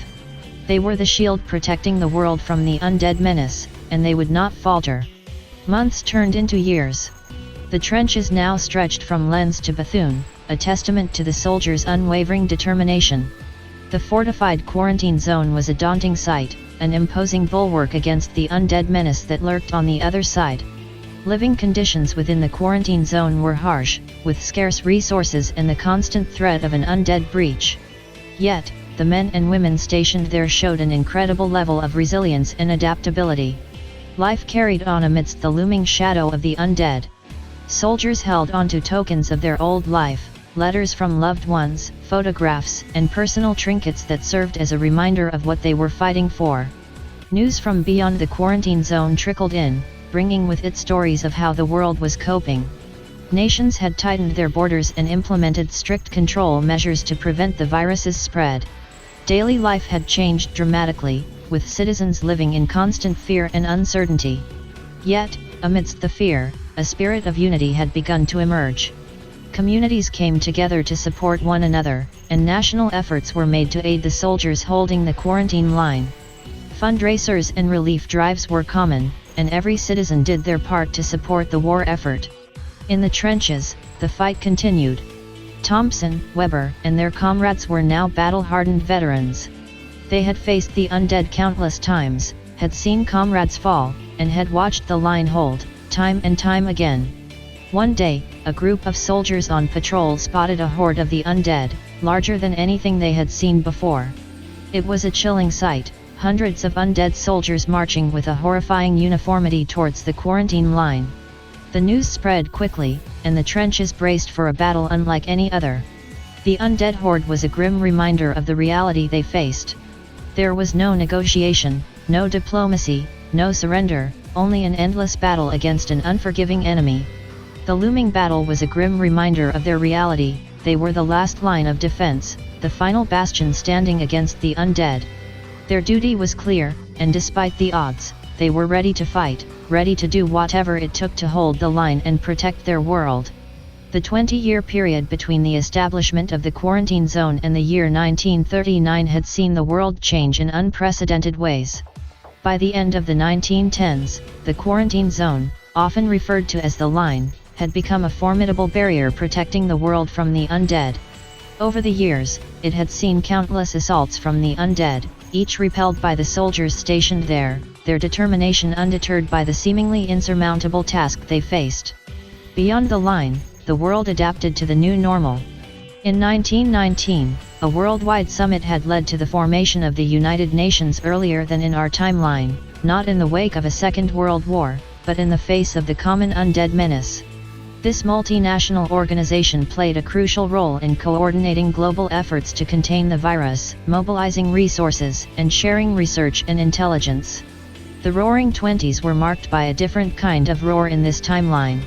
Economic prosperity was overshadowed by the constant efforts to fortify the line and research for ways to eliminate the undead menace. The world had found itself bound together in an existential struggle, and national interests were often put aside for the sake of global survival. There were no rivalries like the ones seen in the build-up to World War II in our timeline.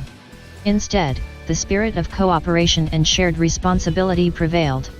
The League of Nations, the precursor to the United Nations in our timeline, was never dissolved and instead functioned alongside the United Nations, focusing on ensuring peace among nations while the UN tackled the undead crisis.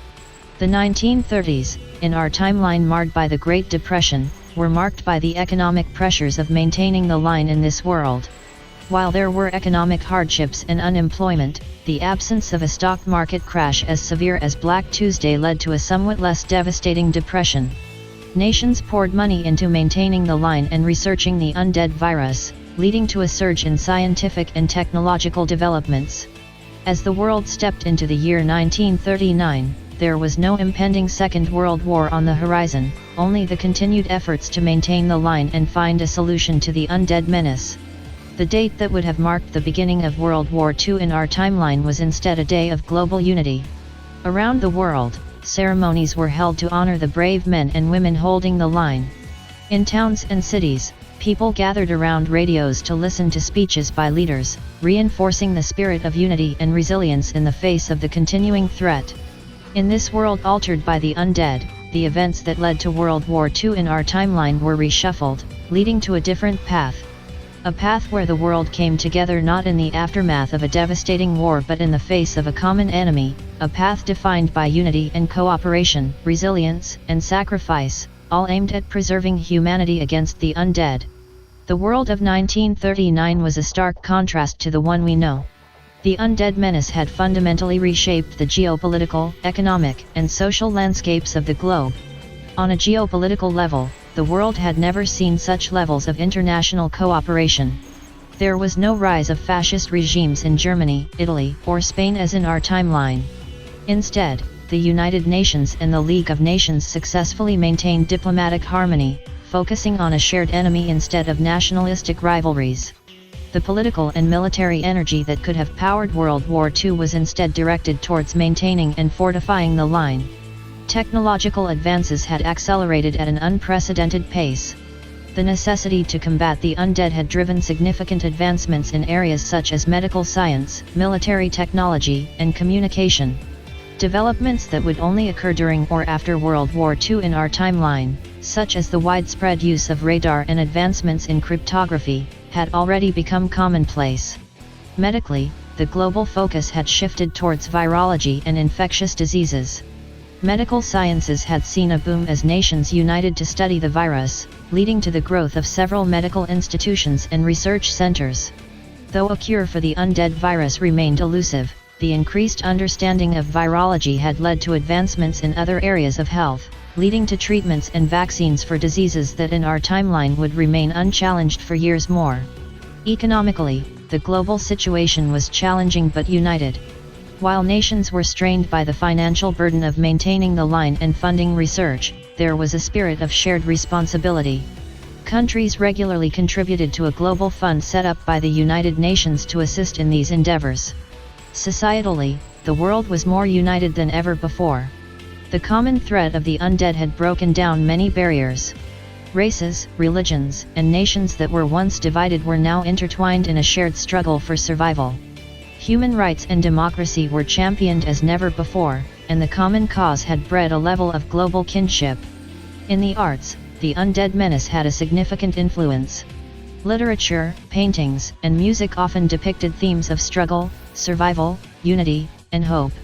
A new era of cinema had emerged, with films that depicted heroic tales from the line, stirring stories of unity, and cautionary tales about the undead menace. Education had been transformed as well. Curriculums around the world emphasized science, critical thinking, and global citizenship.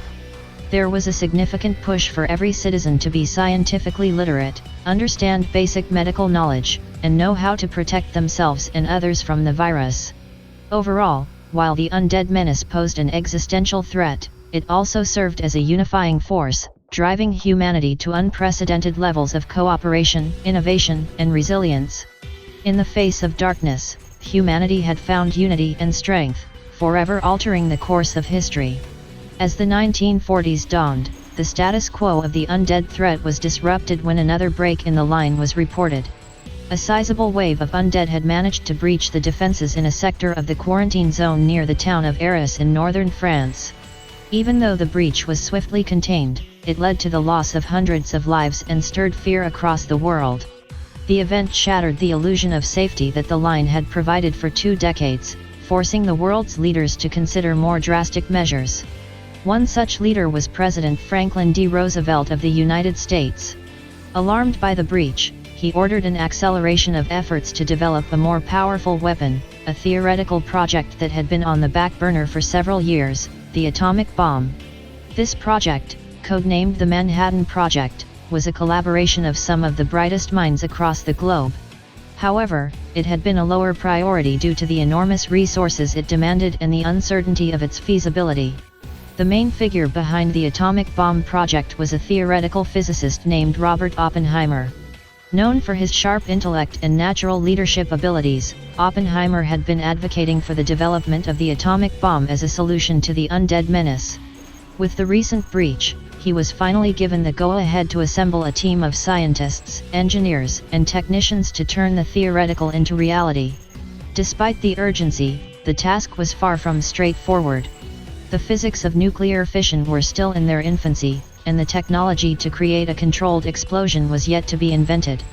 Furthermore, the project required an immense amount of resources, including rare radioactive materials, expansive facilities, and countless hours of manpower. To add to the challenge, secrecy was of utmost importance. The project had to be hidden from the public eye due to its destructive potential and the risk of causing mass panic. As such, the Manhattan Project operated from remote locations, with most of the work carried out in Los Alamos, New Mexico, away from prying eyes. The road to developing the atomic bomb was filled with trials and tribulations. There were countless false starts, and progress was slow and laborious. The pressure on Oppenheimer and his team was immense, as the fate of the world rested on their shoulders. They were working against the clock, with the fear of another breach hanging over their heads. As the months turned into years, the Manhattan Project became an all-consuming endeavor for those involved. Amidst the pressure and the daunting task, they persevered, driven by the hope that their efforts could end the undead threat once and for all. But as the mid-1940s approached, the atomic bomb remained a project in progress, a beacon of hope amidst the looming undead threat. While Oppenheimer and his team were deep in their monumental task, back at the line life continued with grim normality. The defense of the quarantine zone had evolved into a wearying routine for those who manned it, a cycle of patrols, maintenance, skirmishes, and the constant vigilance against the undead. The soldiers from every nation who served along the line knew their duty was pivotal. They were the ones holding back the undead tide, preserving the safety of their homelands. From the sun-baked dunes of North Africa to the icy wastes of Siberia, men and women stood united against the common enemy. In the western sectors near Arras, where the breach had occurred, the mood was tense. The defenses were strengthened, trenches deepened, and the artillery kept at constant readiness. Soldiers moved with a sense of urgency, the memory of the recent breach still fresh in their minds. Their faces bore the same grim determination that had been etched into the faces of the men who had first stood against the undead menace decades ago. Every few days, skirmishes would break out as the undead ventured too close to the line or, in rarer instances, managed to mount a significant offensive.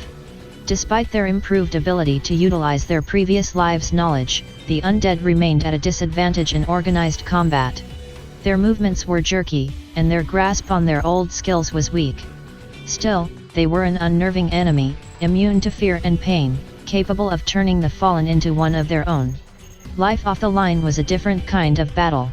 Rest camps behind the line bustled with activity, medics tending to the injured, soldiers catching a few hours of sleep before their next shift, cooks preparing meals to keep up the morale. Letters from home were cherished possessions, providing a link to the world that soldiers were fighting to protect.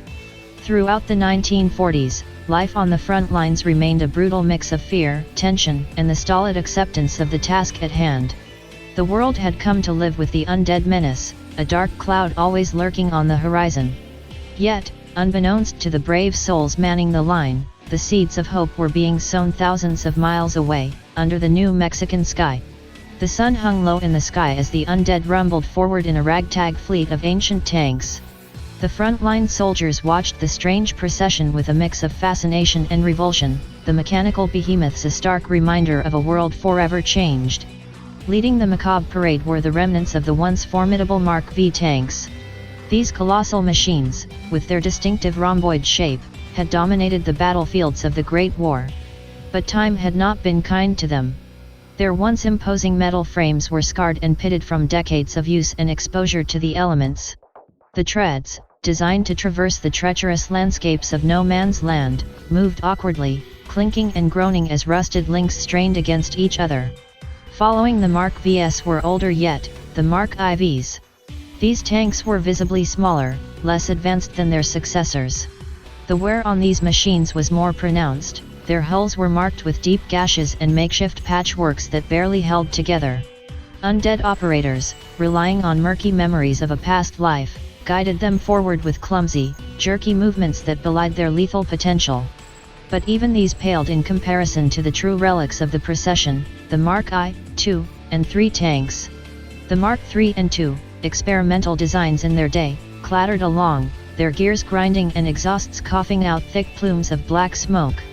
The rare Mark I tank, the granddaddy of them all, was a sad sight indeed. Its angular hull, a design quirk meant to aid trench crossing, bore numerous dents and holes. The striking sight of these ancient war machines sent a ripple of discomfort through the observing soldiers. It was a chilling testament to the uncanny persistence of the undead, a reminder of the terror they had once represented. In stark contrast, the response from the living was a display of modern might. A phalanx of streamlined tanks, the pinnacle of contemporary warfare technology, moved to intercept the threat. They were sleek and efficient, boasting powerful cannons, robust armor, and agile mobility. The audible hum of their engines was a purr compared to the clatter of their undead counterparts.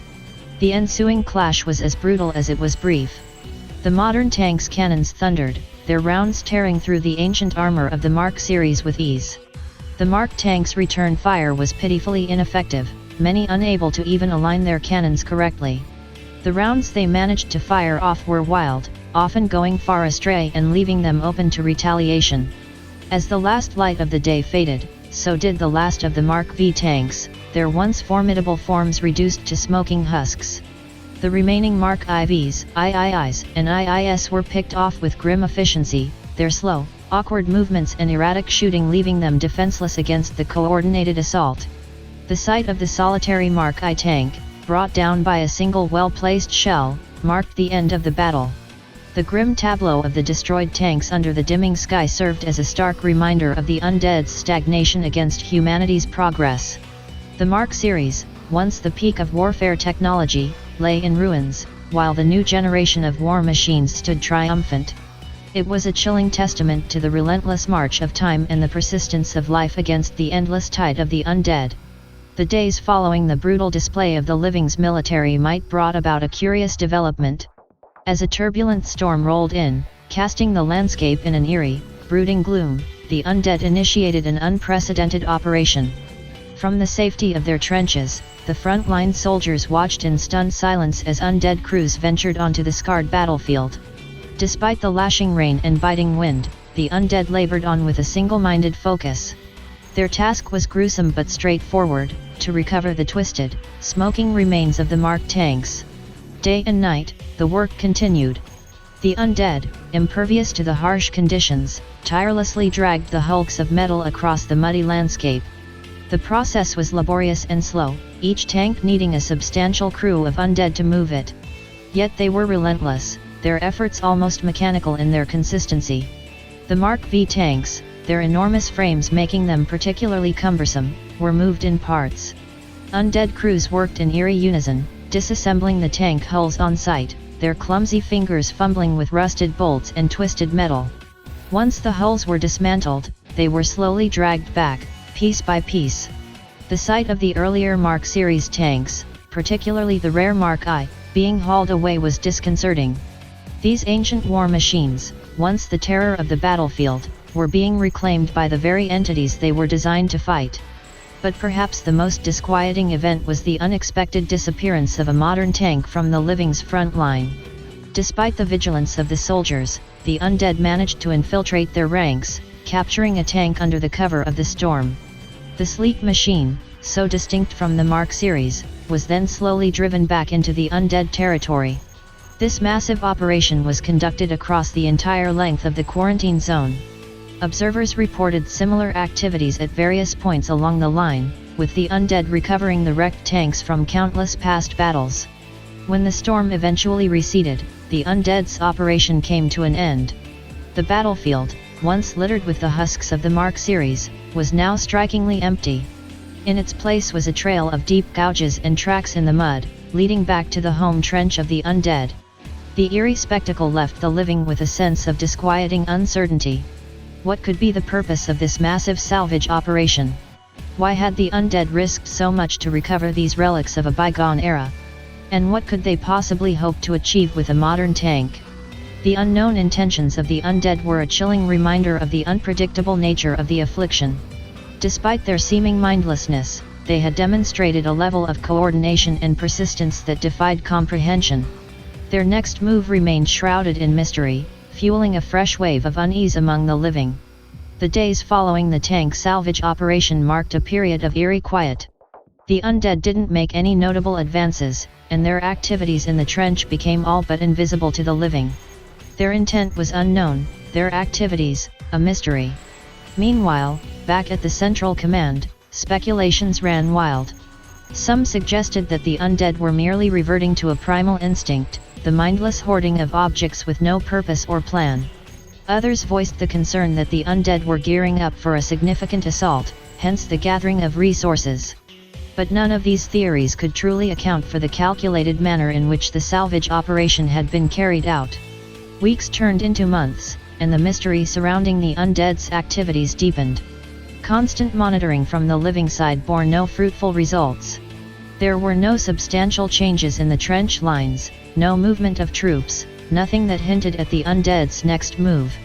However, behind the veil of the undead's trench, something extraordinary was happening. In a clandestine corner of the trench, a group of undead engineers, once great minds of their time, now driven by the unholy virus, had gathered. Their focus was centered around the remains of the salvaged tanks and the captured modern vehicle. The rusted, decayed husks of the Mark series stood in stark contrast to the sleek, polished frame of the modern tank. Bit by bit, the undead engineers began their arduous task. They disassembled the tanks, carefully examining each piece, each component. Their movements were slow, uncertain, yet they exhibited a mechanical purposefulness. Over time, they began to reassemble the tanks, albeit not in their original forms. Instead, they cobbled together parts from the Mark series and the modern tank, forming a strange amalgamation of the old and new. The result was a monstrous war machine, unlike any seen before. Larger and more robust than its Mark V predecessor, This new tank bore some resemblance to its Mark series ancestors, yet it was fundamentally different. The once sleek design of the modern tank had been modified, its advanced technology integrated with the solid, hulking structure of the Mark series. Slowly but surely, the first Mark VI tank was born. This first machine seemed to serve as a prototype, a basis for further improvement. Once the undead engineers were satisfied with their creation, they began the process anew. Bit by bit, they worked on developing an entire fleet of these Mark VI tanks, each one a testament to their increasing intelligence and coordination. Word of this new development did not reach the living, not yet. All the living saw was an unchanged trench, a constant vigil held by the undead who stood guard. The secrets of the undead were buried deep within their lines, the creation of the Mark VI tanks known only to them. And so, the two sides remained in an unsettling standoff, each side watching, waiting. The storm of war was brewing, and beneath its cover, a new terror was taking form. As another storm brewed over the desolate battlefield, the winds of change were once again in motion. This time, they carried with them the roar of engines, the grind of steel against the battered earth, and an ominous sense of impending chaos. Out of the gloom, a new terror emerged, catching the Allied forces off guard. The storm served as the perfect veil for the undead's offensive. A fleet of hulking machines, their grotesque silhouettes barely discernible through the rain and lightning, rolled out from the undead's trench. The Mark VI tanks, their maiden voyage bathed in the somber light of the storm, advanced onto no man's land. The ground shook with their approach, the very air seemed to tremble in their presence. The rain masked the sound of their engines until it was too late. The modern tanks of the living, formidable as they were, stood little chance against the monstrous Mark VI machines. Within minutes, the front line was thrown into utter chaos. Commander Harris was awoken by the distant rumble. His heart pounded in his chest as he realized what was happening. Grabbing his binoculars, he rushed outside, barely managing to maintain his footing on the slippery ground. Through the haze of rain and darkness, he spotted the intimidating shapes of the Mark VI tanks emerging from the trench. "We need to fall back," he shouted into the radio. "All units, retreat! Retreat!" The order echoed along the lines, a desperate plea against the unfolding horror. Men and women scrambled to escape the oncoming behemoths, some barely making it out of their tanks before they were crushed beneath the Mark VI's merciless advance. Others weren't so lucky. The battle, if it could be called one, was over quickly. The line was breached, and the retreat was anything but organized. As dawn broke, the living forces found themselves pushed back to the outskirts of Karvin, their hearts heavy with the loss of the front line. As the news of the Mark VI tank's devastating power reached the United Nations, an emergency meeting was convened. Faced with the formidable intelligence and strength of the undead, the decision was unanimous and swift. The quarantine line was hastily redrawn and expanded, encompassing the town of Karvin. Thus, the world once again watched in horror as the boundaries of the living were pushed back. The storm that had started in the trenches of the Great War was far from over, its true extent only now being revealed in the monstrous form of the Mark VI tanks. The undead were evolving, their threat growing with each passing day, and the living could only respond with reactive desperation, a response that seemed increasingly futile as time went on. Back in the United States, the development of a secret project known as the Manhattan Project had made significant strides since the last report.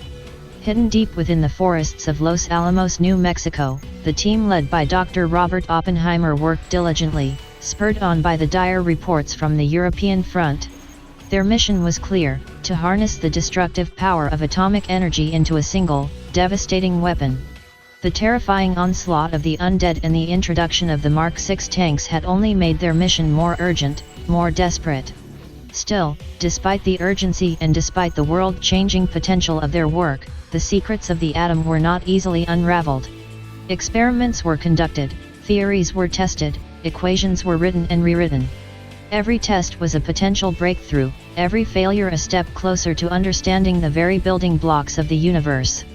Yet, with each passing day, the goal seemed just as distant, the solution just as elusive. And always, there was the underlying tension, the silent acknowledgement of the terrible weapon they were tasked to create. Each scientist grappled with this knowledge, their moral and ethical compasses constantly challenged by the urgency of the task at hand. Every so often, news from the front lines would arrive, bringing with it the grim reality of the escalating situation. Each report brought news of more lives lost, more land claimed by the undead. The tension in the lab grew, the weight of their task became heavier, the desire to make a breakthrough became more desperate. Despite the significant progress made, the Manhattan Project was far from achieving its goal. The principles behind atomic fission were understood in theory, but the engineering challenges of constructing a workable atomic bomb were substantial. The team worked round the clock, fueled by the shared knowledge that they were humanity's last hope. Still, the atomic bomb was not yet ready, and they could only hope it would be before it was too late. In the aftermath of the devastation caused by the Mark VI tanks, the shaken Allied forces struggled to regroup and reassess their situation. As if the evolved tanks weren't enough, aerial reconnaissance soon revealed a new, unexpected development that sent chills down the spines of the military command.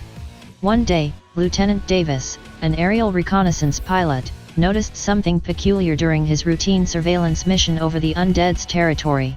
What initially appeared as mere heaps of scrap metal strewn across the enemy's trench line began to take on a disturbingly familiar shape. "Those look like aircraft parts," he reported over the radio, his voice barely concealing the rising dread. His gaze lingered on the skeletons of old biplanes from the early days of the war, scattered across the no-man's land like the bones of ancient beasts. But that's not possible. Yet as the days passed, the impossible became reality. The scattered parts began to assemble into complete structures, their forms harkening back to a forgotten time. The Fokker Dr. I, the Albatros D.V, the Sopwith Camel, relics of a bygone era, were slowly but surely being restored to their former glory by the relentless hands of the undead. The undead, driven by their mysterious and increasingly intelligent behavior, had begun to salvage the remnants of WW1 aircraft from the wreckage strewn across the battlefield. The sight of these spectral machines of a past war standing once again, resurrected by the dead, added an eerie, surreal touch to the desolate landscape. Word of this latest development traveled up the chain of command swiftly. Top brass, already overwhelmed by the Mark VI tanks, was now faced with the chilling prospect of the undead gaining air capabilities. Military command scrambled to understand this latest development and adjust their strategies accordingly. Their air supremacy, one of the few advantages they still held over the undead, was now in jeopardy. The questions piled up. Would the undead be able to fly? Could they navigate? Would they remember their past training, or would they have to relearn everything from scratch? There was no way to know. All they could do was watch, wait, and prepare. The old dogfights of the Great War, long considered a relic of the past, were about to make a horrific comeback. The undead were taking to the skies, and once again, the living found themselves one step behind in this gruesome race against extinction. On the ground, as the undead were making significant progress in the air and with their tanks, another aspect of their war effort was starting to falter. One of the key components of their arsenal, the undead's firearms, were starting to show the heavy toll of time and continuous use. For years, the undead had been using the same firearms that had been manufactured during the Great War. The Mauser Gewehr 98, Lee Enfield, Springfield M1903, these rifles, while reliable, had been subjected to years of continuous use without proper maintenance or care. Aging, weather-beaten, their barrels corroded and actions jammed with dirt, the rifles were well beyond their expected service lives. The relentless use, the lack of cleaning, the exposure to the harsh elements, it all started to take a toll.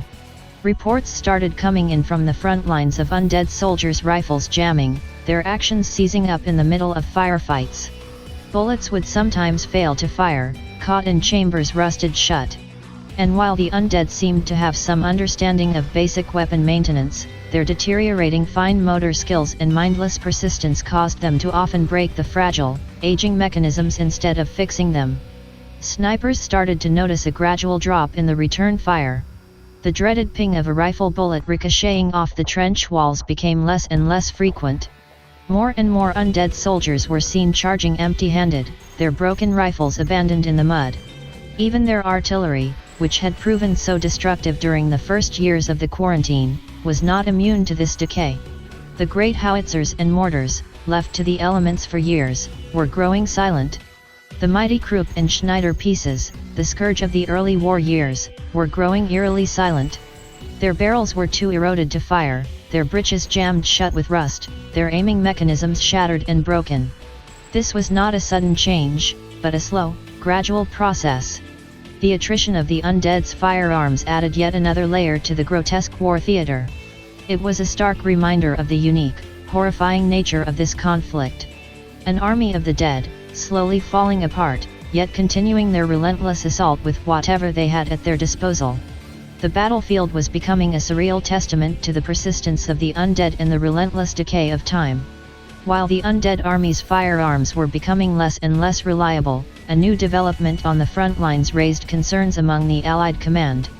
In a daring raid that nobody could have predicted, the undead had managed to seize a significant number of the Allies' modern armaments. The operation occurred under the cover of a particularly grim and stormy night. Several divisions of undead soldiers, likely driven by some remnants of strategic knowledge from their past lives, had advanced rapidly on one of the Allied supply depots. The guards were taken by surprise, outnumbered and overpowered by the seemingly mindless, yet terrifyingly coordinated assault. When the dust settled, the Allied command was shocked to discover the scale of their loss.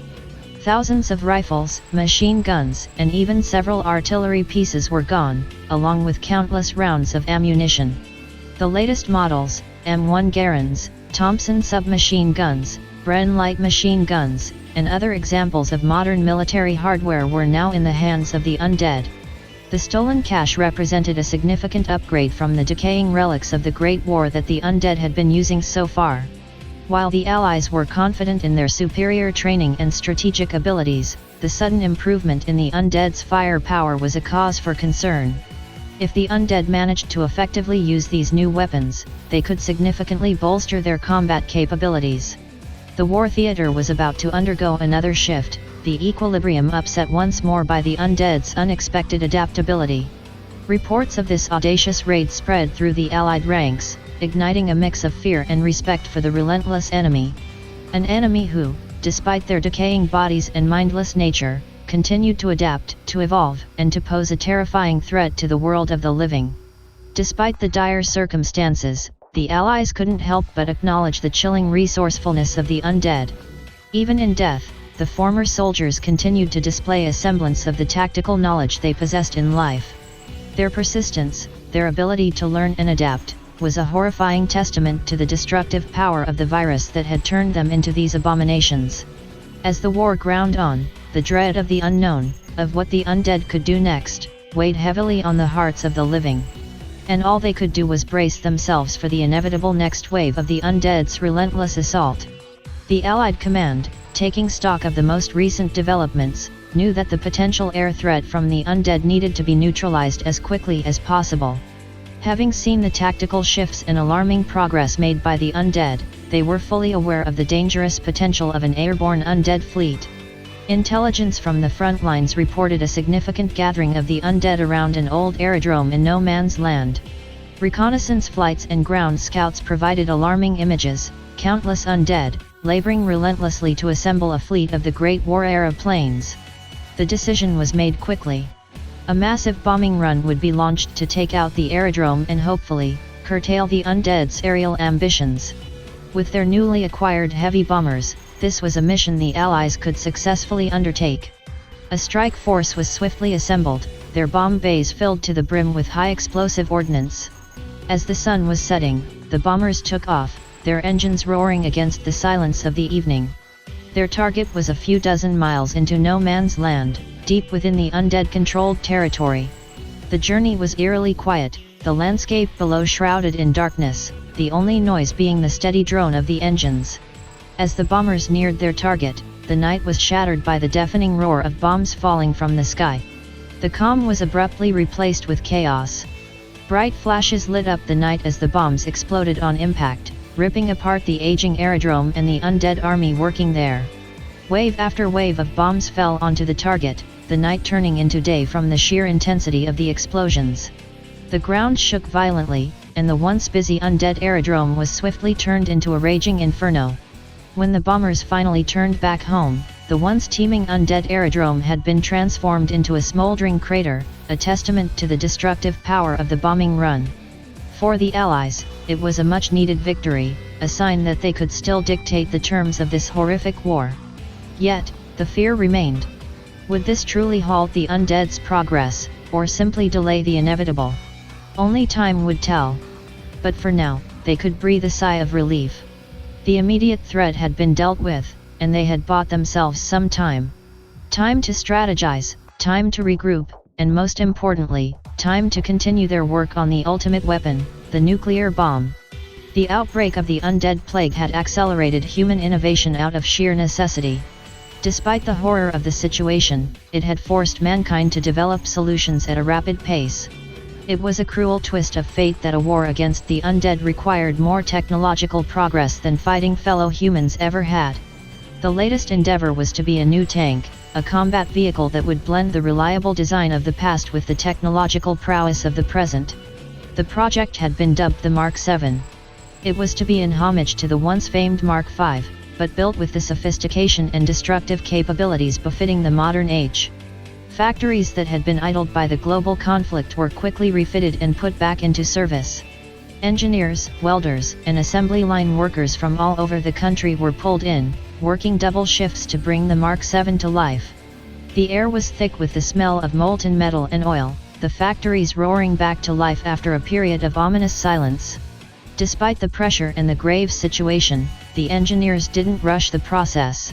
The Mark 7 had to be reliable, it had to be robust, and most importantly, it had to be deadly.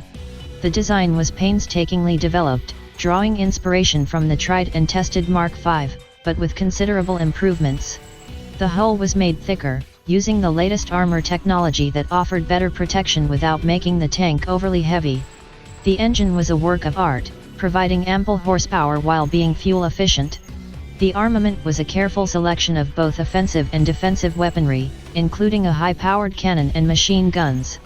The Mark 7 was equipped with infrared vision, providing the crew with superior visibility, even in low-light conditions. Months of laborious effort and toil gave birth to the first Mark 7.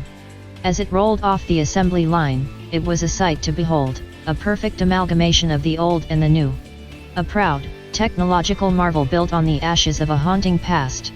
Over the coming months, the Mark 7s were deployed to the front lines, and their impact was immediate. Their thick armor resisted most of the undead's outdated weaponry, their powerful engines allowed for quick movement and repositioning, and their advanced weaponry made short work of the advancing undead. It was a much-needed advantage in a war that seemed increasingly difficult to win. Yet, the humans knew that this was not the end. They still had one more card to play, the ultimate game-changer, the atomic bomb. If only they could overcome the hurdles in its development. As the sun crept over the desolate horizon, a spine-chilling sound echoed across the barren wasteland. It was an eerie chorus of grinding gears, clanging metal, and ominous engine roars that marked the arrival of the undead's fleet. Emerging from the morning fog, the ghastly sight of the reconditioned Mark 1 to 5 tanks flanking the formidable Mark SIXS gave even the bravest soldiers pause. The Mark 7s, a representation of humanity's relentless spirit and ingenuity, stood tall at the front lines. Their sleek bodies glistening in the early light, barrels aimed and ready. It was a standoff between the creations of a bygone era and the product of modern engineering. Two worlds separated by time and evolution, locked in a deadly dance of power and survival. The sound of the human tank's engines revving broke the silence of the dawn. Each Mark 7 hummed with contained energy, their gunners training their sights on the grotesque ensemble of undead tanks. All the while, the reanimated soldiers began to stumble forth, hidden amidst the hulking silhouettes of the undead's armored fleet. Suddenly, an explosion sounded in the distance. A Mark 6 had taken the first shot, its projectile hurtling through the air, kicking up dirt and debris. The human line responded with a volley of their own, the booms of their cannons overlapping with the sound of tearing metal and monstrous roars. The battlefield was transformed into a symphony of destruction. The clang of projectiles against armored plates, the roar of engines, the rapid-fire thuds of machine guns, and the dull thuds of the undead falling were all tied together by the thunderous backdrop of artillery fire. The Mark 7s showed their worth. Their mobility allowed them to weave between the incoming fire. Their shells tore through the outdated armor of the undead's tanks, causing catastrophic damage. It was the first time in years the humans felt they had the upper hand. However, their enthusiasm was short-lived. The undead, in their grotesque manner, had adapted. The scavenged parts from their failed aerial program were not just for show. Some of the undead tanks had been fitted with crude, yet highly effective armored plates that repelled the Mark 7's projectiles. The undead counterattacked, their Mark SIXs charging forward, their old Mark series tanks covering their flanks. Their misshapen forms and bizarre adaptations made them unpredictable, their tactics devoid of the logic that governed human warfare. Still, the battle raged on, neither side yielding, a bitter dance of destruction in the cold light of dawn. The battle grew fiercer with each passing moment. The grinding gears of the tanks, the thunderous echoes of cannon fire, and the deafening crunch of colliding metal filled the air, amplifying the scale of destruction. The desperate cries of the fallen and the horrifying, indiscernible sounds of the reanimated added a ghastly symphony to the chaotic battlefield. As the humans tried to hold their ground, urgent calls for backup went out, echoing through the radio channels. The pleas for reinforcement were answered by the thunderous rumble of approaching Sherman and Tiger tanks, their powerful engines roaring to life as they raced toward the front lines. But the undead were unrelenting. Their grotesque forms, some still clad in rotting uniforms and tarnished badges, were now bolstered by crude adaptations of the Mark 1 through 5 tanks, salvaged from previous battles. Their ranks swelled with each passing moment as they continuously advanced, their movements imitating the tactics of warfare in a monstrous parody of the human's strategy. The sight of the crudely assembled tanks was a chilling reminder of the undead's relentless adaptation. The new Mark 1 through 5 machines were hulking, grotesque versions of their former selves, with jagged edges, mismatched parts, and gruesome modifications. The lines blurred as the battlefield erupted into a maelstrom of noise and chaos. The once glistening bodies of the Mark 7s now bore the scars of the battle, their armor pierced, scorched, and dented. Yet they stood strong, holding the line against the advancing horde of undead machines. Meanwhile, the human reinforcements arrived, the powerful Sherman and Tiger tanks providing much-needed firepower. Their cannons roared as they sent a flurry of shells into the undead lines, causing a series of destructive explosions that temporarily halted the undead's relentless advance.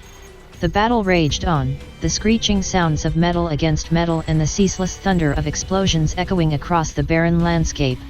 The eerie persistence of the undead, mirrored by the tenacious resolve of the humans, created a conflict that seemed to defy time, each moment stretching into an agonizing eternity. Despite the ferocity of the human defense, the undead horde was relentless. Their grotesque parody of strategic maneuvers and their overwhelming numbers started to turn the tide.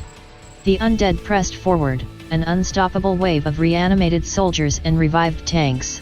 The once powerful Tiger tanks that held the line now found themselves surrounded and overwhelmed. The cacophony of battle was soon punctuated by the agonized roar of their engines, each one succumbing to the overwhelming assault.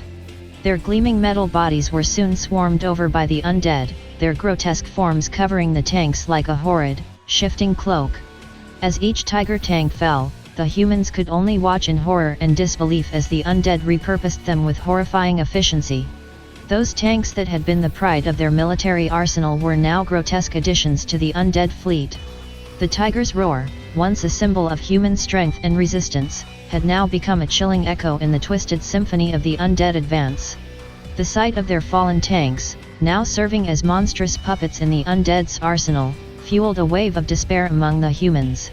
It was a chilling reminder of the relentless persistence of their adversaries and the grim reality of their situation. The losses were not just in terms of their ranks and weaponry, but also a severe blow to their morale. It was as though they were fighting an enemy that was not only impervious to death but also continuously evolving, becoming stronger with each setback they endured. Yet, they knew they had no choice but to press on. There was no retreat, no surrender. Their survival, and that of the world, hung in the balance. Just as despair threatened to sink its cold fingers into the hearts of the surviving human forces, the distant rumble of engines brought a flicker of hope. At first, the humans thought it was another wave of the undead, but the sight that met their eyes was nothing short of a miracle. Out of the smoke and fog of the devastated battlefield, a fleet of M18 Hellcats emerged, their distinct profiles standing out against the backdrop of the war-torn landscape. The M18 Hellcat, often referred to as the destroyer tank, was a marvel of war engineering. Developed for speed and firepower, its creators had strived for a balance between mobility, armor, and armament.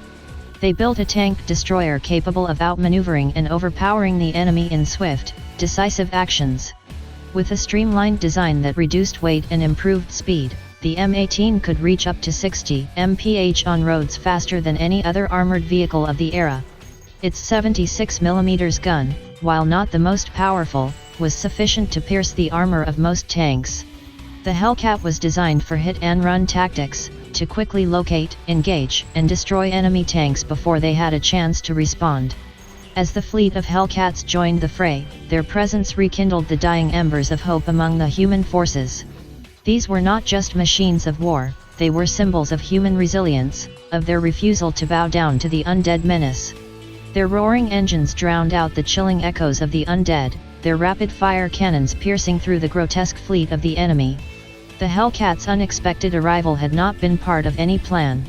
A damaged radio unit had left them incommunicado, and their arrival on the battlefield was more chance than strategy. But in that moment, their presence was a beacon of hope.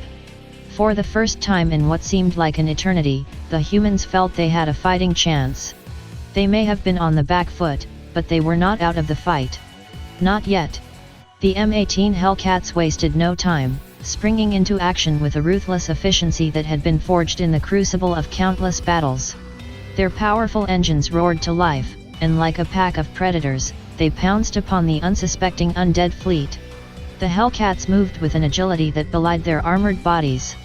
They darted across the field, their turrets rotating smoothly to track their targets. Each time a cannon fired, a flash of light would briefly illuminate the field, followed by the reverberating sound of the explosion and the unmistakable sight of an enemy tank bursting into flames.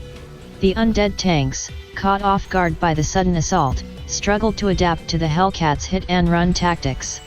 The newly constructed Mk6s, with their heavier armor and slower speed, were unable to keep up with the agile Hellcats. The undead might have been able to crudely mimic human strategies, but they lacked the crucial elements of adaptability and creativity. Meanwhile, the older Mk series tanks, despite their upgrades, proved to be ill-equipped to deal with this new threat.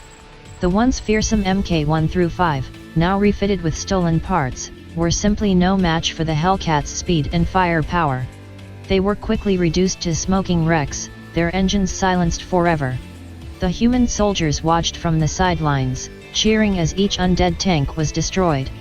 The sight of the Hellcats weaving their deadly dance of destruction was awe-inspiring. It seemed, at least for the moment, that the tide of battle was turning in their favor. The atmosphere, which had been heavy with despair, was now charged with a renewed vigor and hope. As the battle raged on, the Hellcats continued their relentless assault, their cannons never ceasing. Even when the stolen Tiger tanks joined the fray, the Hellcats held their ground. Outmaneuvering their bulkier adversaries, they attacked from the sides and rear, where the armor was weakest. The Tigers, despite their formidable presence, were simply outclassed. The arrival of the Hellcats and their subsequent decimation of the undead fleet was a pivotal moment in the long-drawn war. It was a testament to human ingenuity and perseverance, a reminder that they were not just surviving, they were fighting back, and they would not go quietly into the night. Against the overwhelming power and agility of the M18 Hellcats, the undead army found their offensive line crumbling. In a grotesque mimicry of strategic withdrawal, they began to fall back, leaving behind the burning wreckage of their failed assault. The undead tanks, under relentless fire, commenced a strategic retreat. Some of the remaining Mk6s served as a rear guard, covering the escape of their comrades with heavy cannon fire. It was a desperate, losing battle, but it bought enough time for a few of their number to escape. Among the retreating undead, a group of stolen Tiger tanks rumbled away, their heavily armored bodies providing them a modicum of protection against the onslaught. Their hasty escape was a stark contrast to the brash confidence they had displayed at the start of the battle. Undeterred, the Hellcats pursued, their engines roaring in hot chase. They picked off stragglers and any undead tank daring to slow down or break formation. But the stolen tigers, with their thick armor and powerful engines, proved to be a challenge. Despite taking a considerable amount of damage, they managed to escape, disappearing into the smoky haze of the battleground. Back at the front lines, the human soldiers could only watch as the stolen tigers disappeared into the distance. The escape of the tigers was a small dent in an otherwise decisive victory, a reminder that the undead were not just mindless hordes, but an evolving enemy, capable of adaptation and surprise. This was not the end. It was merely a lull, a brief respite before the next wave of the never-ending onslaught. But for the moment, the battlefield belonged to the humans and their hellcats, standing victorious amidst the remains of the undead force. The sight of the smoldering undead wreckage strewn across the battlefield was a grim yet inspiring testament to human resilience and resourcefulness in the face of seemingly insurmountable odds. In the aftermath of the battle, the soldiers turned their attention to their fallen comrades. It was a grim duty they had undertaken too many times. With heavy hearts, they started the process of identifying and burying the dead. This was not just a war, it was a tragic and grotesque mockery of the conflict that had initially started in the trenches of the Great War. Throughout this long and grueling conflict, it had become apparent that the virus responsible for the undead was not as infectious as they had initially feared. The early incidents of contagion were traced back to the initial inoculation campaign during the Great War. The medical corps that introduced the vaccine had unknowingly infected thousands of soldiers, turning them into the first wave of the undead. To make matters worse, the first wave of the undead had contaminated the food and water supplies in the trenches, causing further spread of the virus. However, after the initial outbreak and the chaotic first years, no new undead were reported. It was a small mercy in the grand scheme of things, but it also had significant implications for their long-term strategy. This meant that the undead force was not self-sustaining, they could not convert their victims into reinforcements. They were a finite enemy, a twisted remnant of a past war, trapped in a state of perpetual conflict. Despite their capacity to evolve and adapt, their numbers were dwindling. This knowledge provided a glimmer of hope for the beleaguered human forces. Despite the constant threat of the undead, the world outside the quarantine zone had been largely untouched by the virus. For the rest of humanity, life had continued, albeit shadowed by the grim reality of the quarantine zone and the undead menace lurking within. With this realization, the burial detail took on an even more profound significance. Each soldier they put to rest was not just a comrade lost, but also a step towards the eventual end of this grotesque war. Each funeral was not just a moment of mourning, but also a quiet, solemn victory against the undead plague. On the other side of the quarantine line, in the quiet, deathly stillness of the trenches that the undead called home, the passage of time showed no mercy. The formerly bustling front lines of the Great War, once teeming with the lives and spirits of thousands of soldiers, were now a horrifying testament to the ravages of time and the ceaseless march of the undead. These trenches, once considered modern marvels of military engineering, were now desolate and crumbling. Muddy walls had eroded over time, wooden support beams had rotted away, and sandbags had long since burst, their contents washed away by the rain and wind. The barbed wire that once served as a deadly deterrent to the enemy was now rusted and brittle, offering little more than a grim reminder of the war that had once raged here. The equipment that the undead used was in a similar state of decay. The once sturdy rifles of the Great War, gleaming with oil and bristling with menace, were now rusted and pitted, with many failing to fire at all. Machine guns that once spat out death were jammed and broken, their mechanisms clogged with grime and rust. Artillery pieces were silent, their shells long since expended, and replacement parts were scarce. The uniforms of the undead were perhaps the most stark reminder of the passage of time. Once a sea of gray, green, and brown, they were now faded and threadbare. Many of the uniforms had rotted away entirely, leaving the undead in a horrifying state of undress. Boots had decayed, exposing skeletal feet, and helmets were dented and rusted, offering little protection to the wearers. Their supplies, too, were dwindling. What little food they could scavenge from their raids was often rotten or inedible, and clean water was a rare commodity. Medical supplies were practically non-existent, though the undead had little use for them. Their reliance on the deteriorating technology and supplies of the Great War had become a major obstacle, hindering their ability to evolve and adapt. Despite these hardships, the undead continued their relentless advance, driven by a horrifying instinct that eclipsed any rational thought. This was their existence, an endless cycle of decay and deterioration, of raids and retreats, and an unwavering commitment to a war that had ended for the rest of the world many years ago. While the external signs of decay amongst the undead were prevalent, the internal decay was even more alarming. This was not just physical decay, but a decay of the soul, a withering away of the vestiges of humanity they might have retained.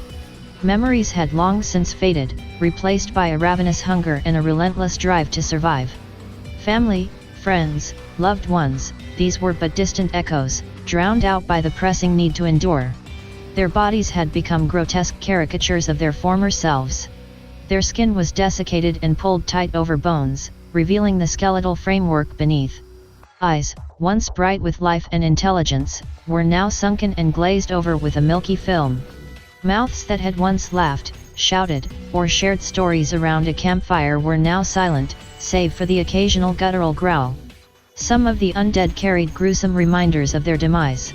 Shrapnel wounds that never healed, limbs lost to artillery fire, replaced by crudely attached prosthetics from their fallen comrades. There were those with bullet holes through their chests, or ghastly, yawning gaps where a shell had torn them apart. Yet, against all reason, they continued their relentless march, driven by the virus coursing through their veins. Their movements, once fluid and coordinated, were now slow and laborious. Every step was an effort, every action a monumental task. Their bodies protested against their relentless drive, skeletal systems creaking, muscles straining against atrophied sinews, organs functioning at minimal capacity. Despite this, their approach was steady and relentless, as terrifying as it was pitiful. The fallen among the undead were trampled underfoot, left behind as the horde moved forward. There was no time for mourning, no respect for the dead. They were reduced to stepping stones, an unceremonious part of the decaying landscape.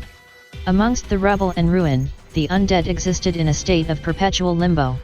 Neither alive nor dead, they were trapped in an endless cycle of hunger, deterioration, and survival. It was a chilling spectacle of war's aftermath, a stark reminder of the cost of human folly and the horrifying resilience of the undead. In the gloom of the quarantined trenches, a grim assembly line began.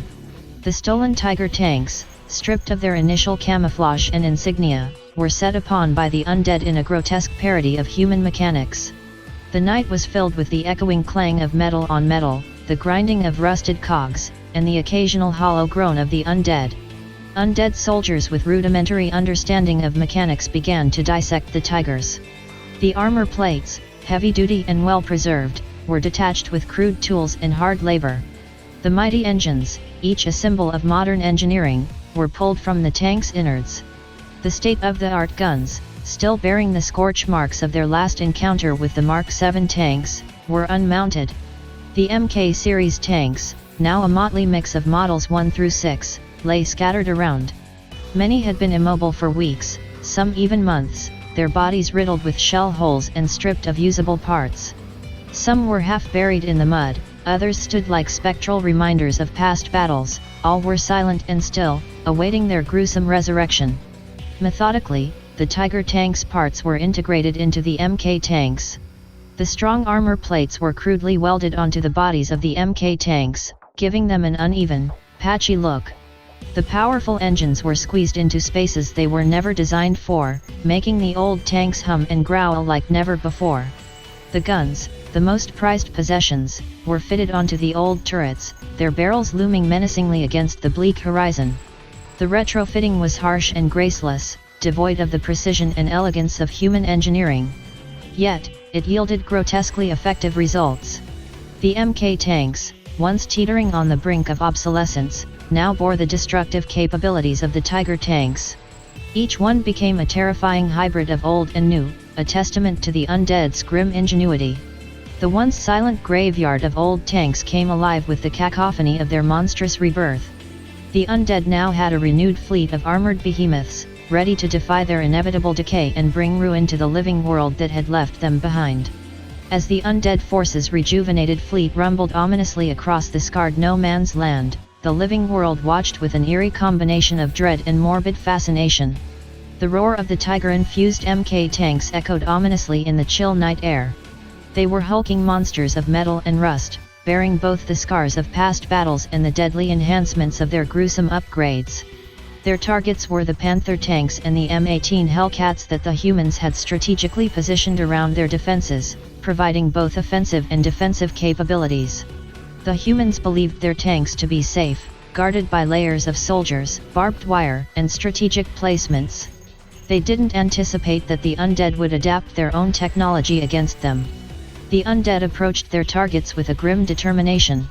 Unlike the living soldiers, they didn't fear death. Their undead status removed the fear and anxiety that clouded judgment and delayed action. They were relentless, undeterred by the losses they sustained as they advanced, and the living soldiers could only watch in horror as the Panther tanks and Hellcats became the new focus of the undead force. Their tactics were simple, yet brutal. Some undead soldiers threw themselves against the tanks, acting as macabre distractions while others climbed atop the machines, using rudimentary tools to break open the hatch. Once inside, they dealt with the human operators in a ruthless fashion, turning their new acquisitions against the humans.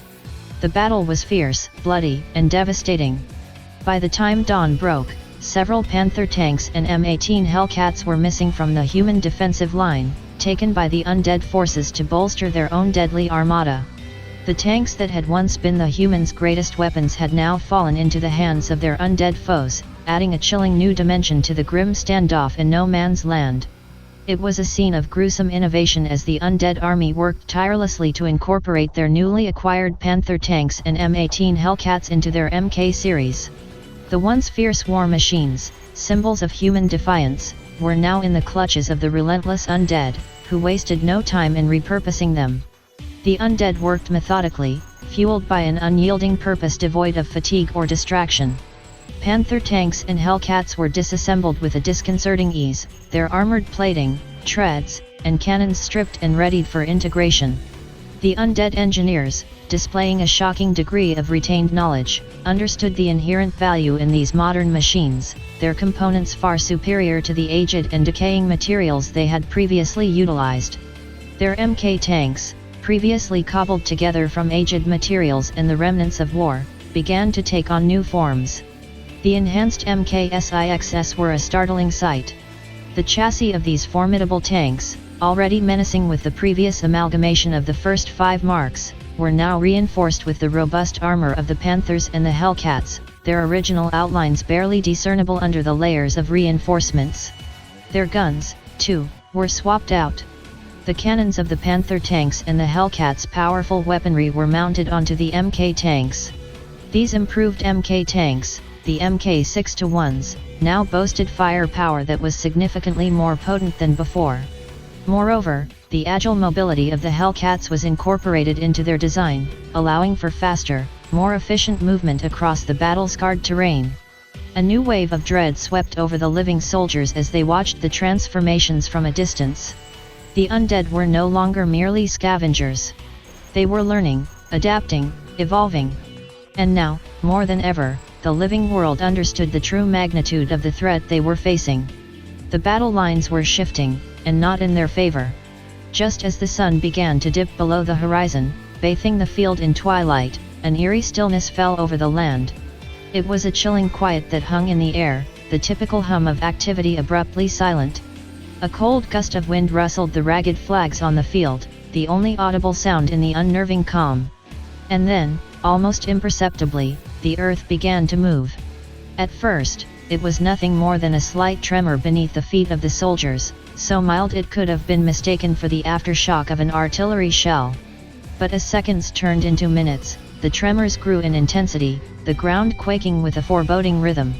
In the graying light of dusk, the neat rows of fresh graves began to shift, clods of earth rolling away as though pushed from below. A chilling realization spread among the human ranks: the dead were not at rest. One by one, skeletal hands burst through the recently disturbed soil, followed by dirt-streaked heads, hollow eyes staring sightlessly into the dusk. These were not the aged, decaying soldiers they'd grown accustomed to, These were their comrades, their friends, who'd been buried just hours ago. The freshly turned undead, clothed in their still pristine uniforms, rose from their graves. Some stumbled, unsteady in their newfound state, while others stood tall, their gazes fixed on the living with an uncanny intensity. They made no move to attack, but the intent was clear in their stance, a grim promise of the carnage that was to come. The air was heavy with a sense of impending doom as the human soldiers watched in morbid fascination. The sight of their fallen comrades, now a part of the enemy they'd been fighting, was a bitter pill to swallow. The stark reality of their situation hit them like a punch to the gut. The battle against the undead was far from over, it had just become a lot more personal. The soldiers stood frozen, watching in a kind of horrified fascination as their former brothers in arms staggered towards them, a chilling tableau in the fading light. The silence was deafening, broken only by the muffled groans of the reanimated corpses. In that moment, the air was heavy with an overwhelming sorrow, a sense of loss that echoed in every heart. Then, out of the stunned silence, a guttural roar erupted. It was Private Brown, the raw pain in his voice slicing through the quiet like a knife. The recently resurrected dead soldier shambling towards him was his closest friend, someone he'd shared a trench with, someone he'd promised to watch over. His heart ached with a fury he'd never known, a bitter cocktail of anger, despair, and guilt. With a primal scream, he charged, fueled by raw emotion. His bayonet glinted ominously under the faint glow of the setting sun as he lunged at his friend, now an enemy. The others, jolted out of their stupor, followed suit. The field, moments ago silent, erupted into chaos. The air was filled with the sounds of fighting, the grunts and shouts of soldiers, the clang of steel on steel, the unnerving groans of the undead. Despite their overwhelming numbers, the undead were taken aback by the sudden ferocity of the living. One by one, they fell, their bodies collapsing in grotesque heaps as the humans fought, not just for survival, but for the memories of their fallen comrades. The fight was a blur of motion and sound, a whirlwind of fury and grief. Yet, even in the midst of the raging battle, one thing remained clear: this was not a fight against the enemy. It was a fight for their comrades, their friends, their humanity. It was a fight for the memories of the fallen and the hope of those yet living. And for that night, in the heart of that brutal battle, it was enough. The humans fought back, pushing the reanimated corpses of their fallen comrades back into the oblivion from whence they'd come. It was not a victory, but it was a statement: they would not go gently into that good night. They would rage against the dying of the light. And they would remember those who had fallen, holding on to the memories of their shared laughter, shared fears, shared dreams, because in the end, it was those memories that made them human. As the living soldiers battled the recently resurrected undead, the grim reality of the situation weighed heavily on their minds. Despite their momentary victory against their fallen comrades, they knew that the war against the undead was far from over. The newly enhanced Mk6-1 tanks, now boasting the combined technology of the Panther tanks and Hellcats, rolled steadily forward, their ominous silhouettes casting shadows on the battlefield. The humans' backs were against the wall. The undead, driven by a relentless hunger and ruthless tenacity, pressed on despite their losses. Their tanks, once decaying relics of the Great War, now stood as a formidable force, capable of unleashing destruction upon the living world. The odds were stacked against the human forces, and the situation was growing dire. However, amid the chaos and devastation, a glimmer of hope flickered on the horizon. The once elusive atomic bomb was nearing completion. The humans had been toiling ceaselessly to develop this weapon, hoping that it would offer a definitive solution to the undead menace. They knew the stakes were high, and their backs were against the clock. In a secret underground laboratory, scientists worked tirelessly, driven by a sense of duty to humanity. The bomb, born out of necessity, was their last-ditch effort to turn the tide of the war. Its development was fraught with challenges and setbacks, but the progress was undeniable. The humans knew that once the bomb was ready, they would have a weapon capable of bringing about a cataclysmic change in the war against the undead. As the days passed, the undead forces pressed closer to the human defensive line. The air was thick with tension, every breath weighted with the knowledge that the fate of humanity rested on the successful completion of the bomb. The living soldiers fought with a newfound determination, knowing that their only chance of survival lay in the success of this audacious gamble. The nuke was on the verge of completion, the countdown to its final assembly underway. It was a weapon born out of desperation, a last resort that carried the potential for both salvation and destruction. As the final pieces were put in place, the anticipation and anxiety in the air reached a fever pitch. The humans hoped that this weapon would change the course of the war, tipping the balance of power back in their favor. Yet, they were also aware of the terrible toll it might exact, not just on the undead, but on the very fabric of humanity. As the countdown continued, they knew that they were on the precipice of an event that would forever alter the course of history. Whether for better or worse, only time would tell. As the battle raged on for weeks, the humans fought valiantly, their determination to protect what remained of the living world unwavering.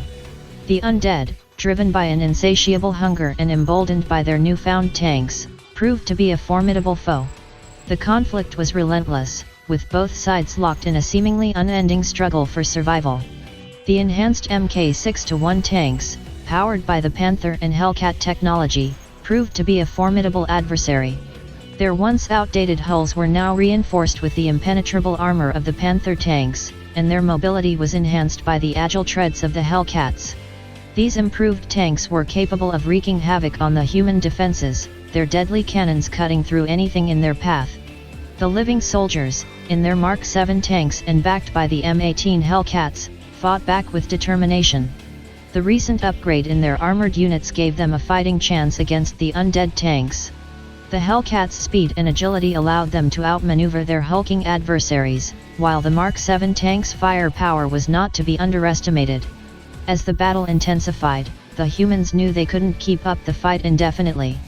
Supplies were dwindling, and the physical and emotional toll on the soldiers was becoming unbearable. Every day brought new losses, and every night brought a reminder of the relentless undead horde.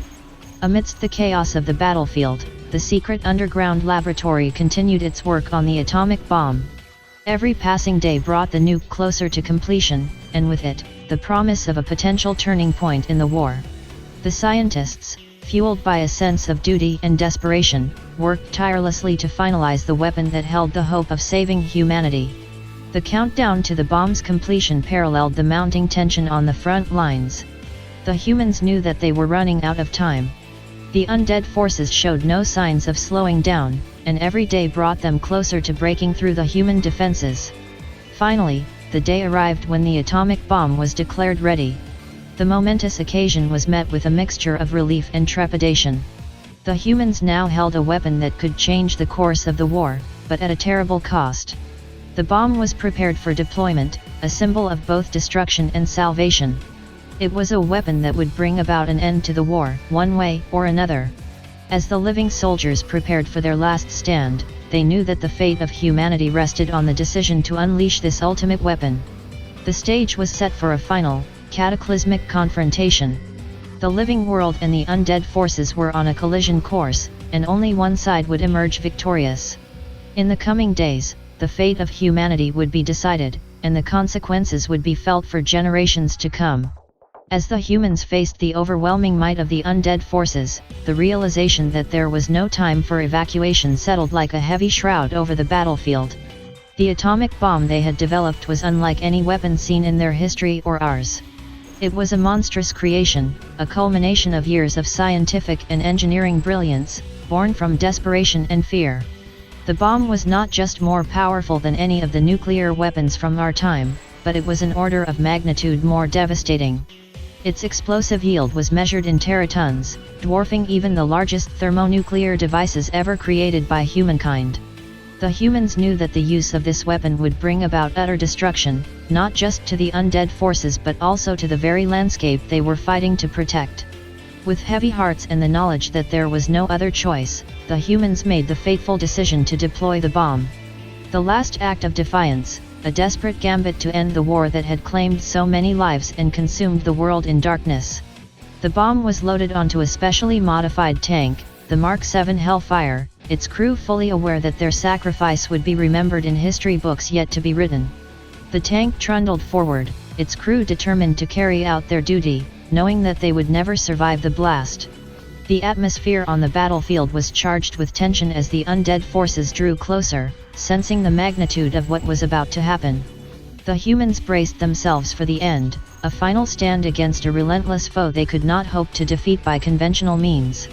As the Mark 7 Hellfire reached the heart of the undead forces, the countdown began. Time seemed to slow, each second drawn out to an eternity. The bomb's detonation system was engaged, and with a blinding flash, the world was engulfed in an inferno of unimaginable proportions. The explosion was beyond comprehension. A searing column of fire and energy surged into the sky, consuming everything in its path. The ground shook violently, and a shockwave rippled through the battlefield, obliterating all in its wake. In an instant, everything and everyone within a vast radius was reduced to ash. The Mk6-1 tanks, the Panther and Hellcat enhancements, the living soldiers, the undead horde, all were swept away by the cataclysmic force of the bomb.